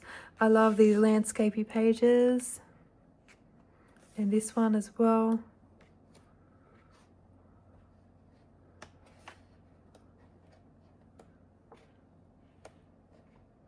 So all the pages I've completed in this book are colour alongs too. Yeah, so that is A Shooting Star by Maria Trolle, and I have another one to show you. And it wouldn't be a favourites video without showing you Sagen. Now, this is a brand new book from Maria Trolle. It is the Swedish edition. The English edition is not yet available. I believe the English title will be Fairy Tales or Folk Tales or something similar to that. Keep your eye out for it on Amazon if you want the English edition. It will have the same cover. The only thing different will be the name will be in English, or the title will be in English. Now, if you do want the Swedish editions, check out iMusic. That's where I purchase all of mine from. I think this one is still in stock. I think they still have Sagen up there on the iMusic page. Bocus, I think, sells them as well. iMusic is more easier for me to use. Bocus is in Swedish, so you have to use your Google Translate to translate your pages. iMusic, they deliver really quickly. Let me just give you a quick flip through. So we have all of our fairy tales or folk tales listed in the back here. And I do have an in-depth review on this book, so I'll just quickly flip through. And what I love about this book, similarly to the Mythic World book by Kirby Rosannes, you can use the index at the back to look up the fairy tale or the folk tale and learn more about it, which can help you in choosing colour palette ideas as well for your pages if you wish to. That is one way to get inspired. And mine is obviously in Swedish, but I can use Google Translate to work out what the actual folk tale or fairy tale is. Love, love, love this page here. This book is a favourite, and I did mention in my, I think it was in my December plans video, that this could be on the list for a full book colour along. Love both of these pages, the Hansel and Gretel pages. Oh. So I'll just quickly flip through that one. I have done a colour along for that one, and I think that's the only page I've coloured so far. It is a very new to me book, very new book altogether, but it is on my list to colour for December as well. But it's a beautiful book. It's my favourite Maria Trolle book. Shooting Star will be my second favourite, but this is my very favourite. This is definitely a must to have in your collection if you like Maria Trolle's books. Another new book is from Hannah Carlzon, and it is God Jewel, or Merry Christmas, I think will be the English title. So again, this is the Swedish version. The English edition won't be out until 2025, so you will miss Christmas of 2024, but Christmas in July, perhaps, it might be available in the English edition. This is, or was, on iMusic. It is currently, as at the time of filming this video, it is sold out. So keep an eye out for it. But I do know there are a lot of people looking for this book. I did pre-order mine as soon as it was available for pre-order, actually. So mine came pretty quickly. But I know there are a lot of people looking for it. So keep your eye out for iMusic and maybe even Bocus. I'm sure Bocus will have it as well. I don't know if it's sold out there yet. I haven't checked. But it is my favourite Christmas book at the moment. I love Christmas. Is my favourite time of the year, my favourite season. I love Christmas colouring, and I never seem to get enough time to colour Christmas. I don't like colouring Christmas after Christmas Day, because then it feels like I just need to be colouring summery pages, and a lot of the Christmassy books have wintry Christmassy pages, and it's like 40 degrees here in Australia. So that's 40 degrees Celsius. So it is stinking hot. It is stinking hot today, as I say that actually. We're waiting on an afternoon summer thunderstorm to come through. Love, love, love these pages. I think I'm going to colour the snowman page using the same sort of tones to match them.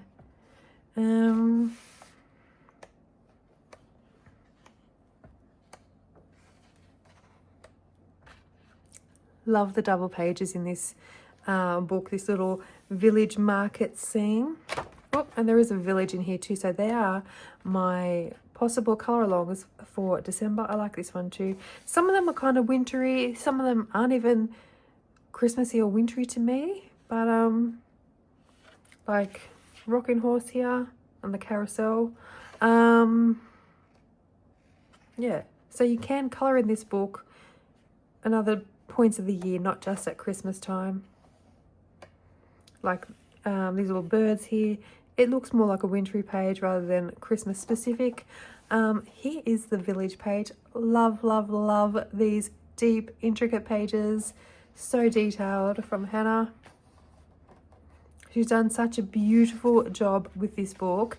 If you're only going to ever get one Christmas book, get this one. I prefer this one over the Joanna Basford Christmas book. I know, sacrilege, but this is my favourite Christmas book at the moment. Okay, we're nearly there, guys. Only a couple more left to show you. Hopefully you've stuck around this far into the video. And I have Fairy Tales and Folklore by Emily Lederholt Oberg to show you next. Now, this is a reprint of the original book was called Saga och Sagnor. And that went out of print a long time ago, and a lot of people missed out on getting a copy of this book. There was a petition started by Colour with Claire to get this book reprinted, and it was very successful, and we now have the book in a new format. So we've got it in this beautiful hardback cover, which I think it was paperback before, if I remember correctly. I was one of the ones that missed out on the original book. And there were some new pages. There's some new pages added to this book, and then there was the Christmas one. The Santa one from the original book was taken out of this book. But if you contact Emily, if you send her a DM on Instagram, she will send you a link to the Santa Claus page, so you can download that. There is a post about it. I think it's on her Facebook page or her Instagram page. Either way, if you give her a message, she'll send you a copy of Santa, so you can colour Santa for Christmas if you want to. This is a colour along up on the channel. Now, my one gripe with this book was the paper. It is a little bit smooth for my liking. Did I make my pencils work? Yes, but I did have to make them work. They had to work a little bit harder than usual than what I was expecting for such a high quality book. But I do love the book. I love the illustrations. And oh, it's only one. The pages are really thick, so sometimes I think I'm grabbing two instead of one. That's a beautiful page. This one I'm hoping to colour a lot more of in 2025. So many really pretty pages in here, and they aren't super detailed either, so they are pretty good for beginners. I am going to do a pencil test in this book to see which pencils work best, a little bit like I did with the Millie Marotta books. And if you haven't seen that video, it is up on the channel. I did a test to see which pencils work best in her books, because her paper is really smooth, like smooth. This isn't that smooth. It's smoother than what I like, but it's not super duper smooth.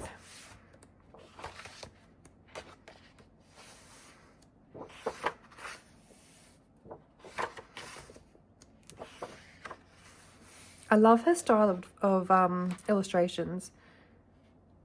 I think I did see that she may have another colouring book in the works, perhaps. I'm sure I saw a post about that on Instagram. I could be wrong. I actually think it said 3 new colouring books.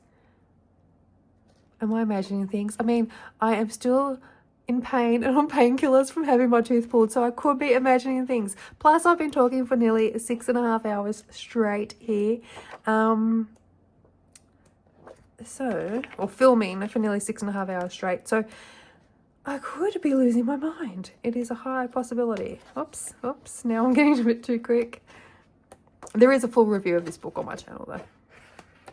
And that page I did with Prismacolor pencils. So, like I said, and I lifted up, the blend is perfect.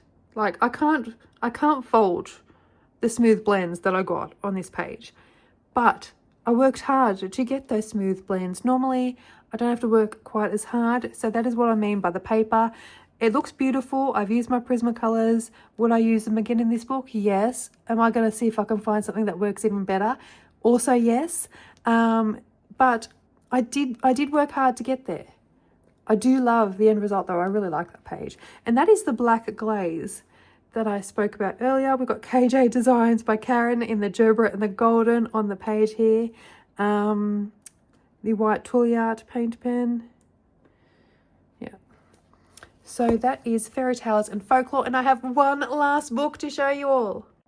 Now I have to stand up for this one. This book is not new, but I have to show you all, just in case you haven't seen this book. It has been around for a very long time, and I never knew it existed until Jamie Courtier contacted me and asked me if I would like to get a copy of this book and try it. And I did, and I fell in love with the quality of this book. It is sensational. It's probably one of the best quality books that I own, and I'm going to have to try and zoom it out a little bit here so I can show you all of the glory that is this book. Okay, I think that's as high as I'm going to be able to get it for now, so it's not going to fit the entire book in. It is a very long book, but it is superb quality. I do have a full in-depth review of this book on the channel. It is amazing. I absolutely adore this book. It is hardcover, but it is like a thick cardboard, and the pages are super duper detailed. So if you're like me and you love detailed pages, you're gonna love this book. See what I mean? Detailed. And it actually has a story to go along with it. Jamie's imagination is amazing. The things that he's come up with in this book, it's just fantastic. And I'll show you a couple of the pages that I have coloured. Oh, there's one of them there. Is the other one further back? Let's have a quick flip, because I want to talk about all of the different mediums you can use on these pages. And can I just do this? Can you hear how thick that is? Oh, so good.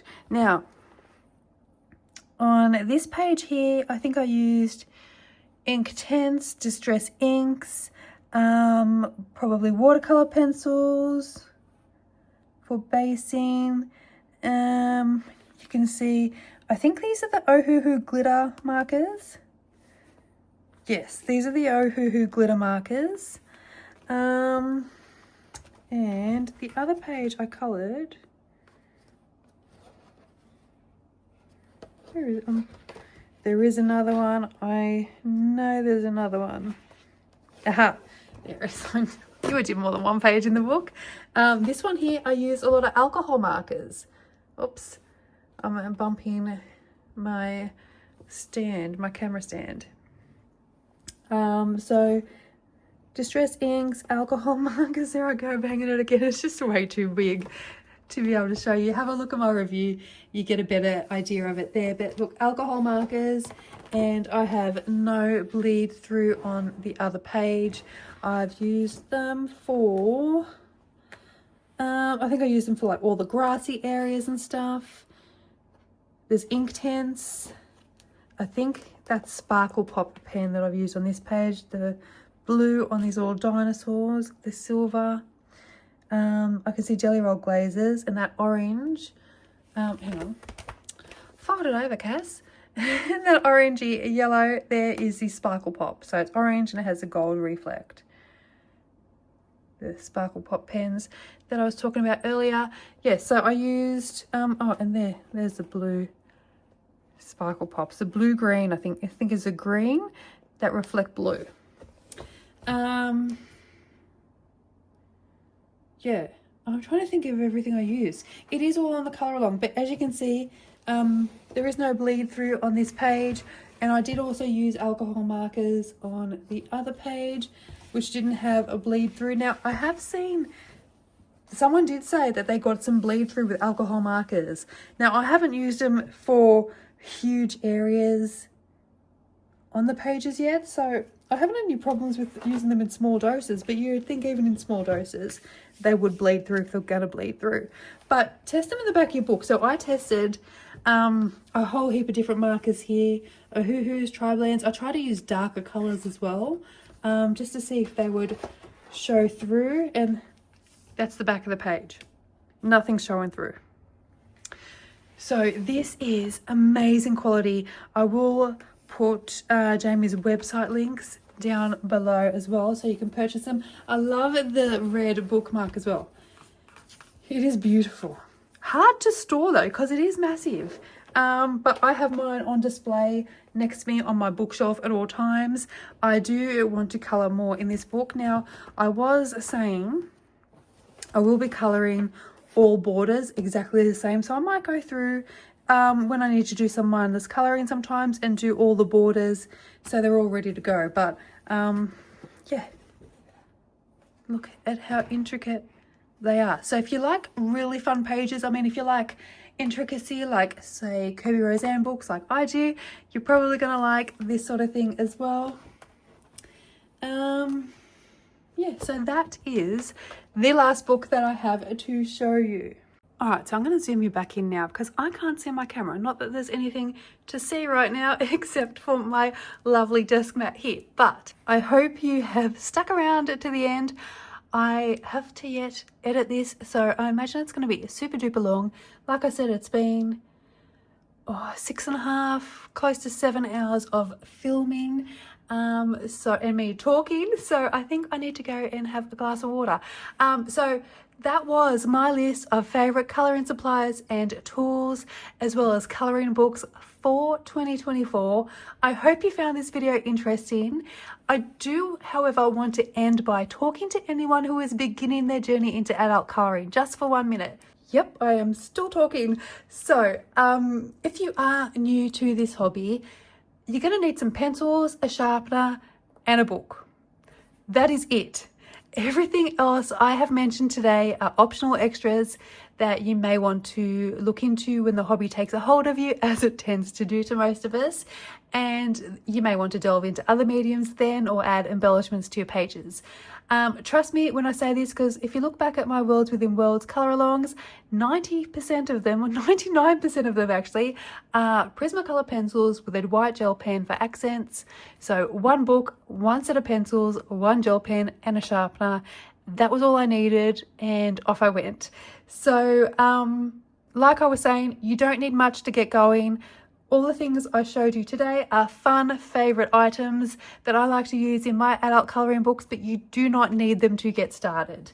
Now, I did mention budget and premium options for some of the supplies. There are, of course, more budget-friendly options and also more premium options out there that you can use in your colouring books, but the ones I mentioned today are simply my favourite options. So there are cheaper ones and there are more expensive ones, but these are my favourites, and these are the ones that I would suggest to you if you were messaging me asking me what pencils you should get for budget friendly if you're a beginner, or more premium options and that sort of thing. So on that note, I do want to wish everybody a wonderful, happy holiday season.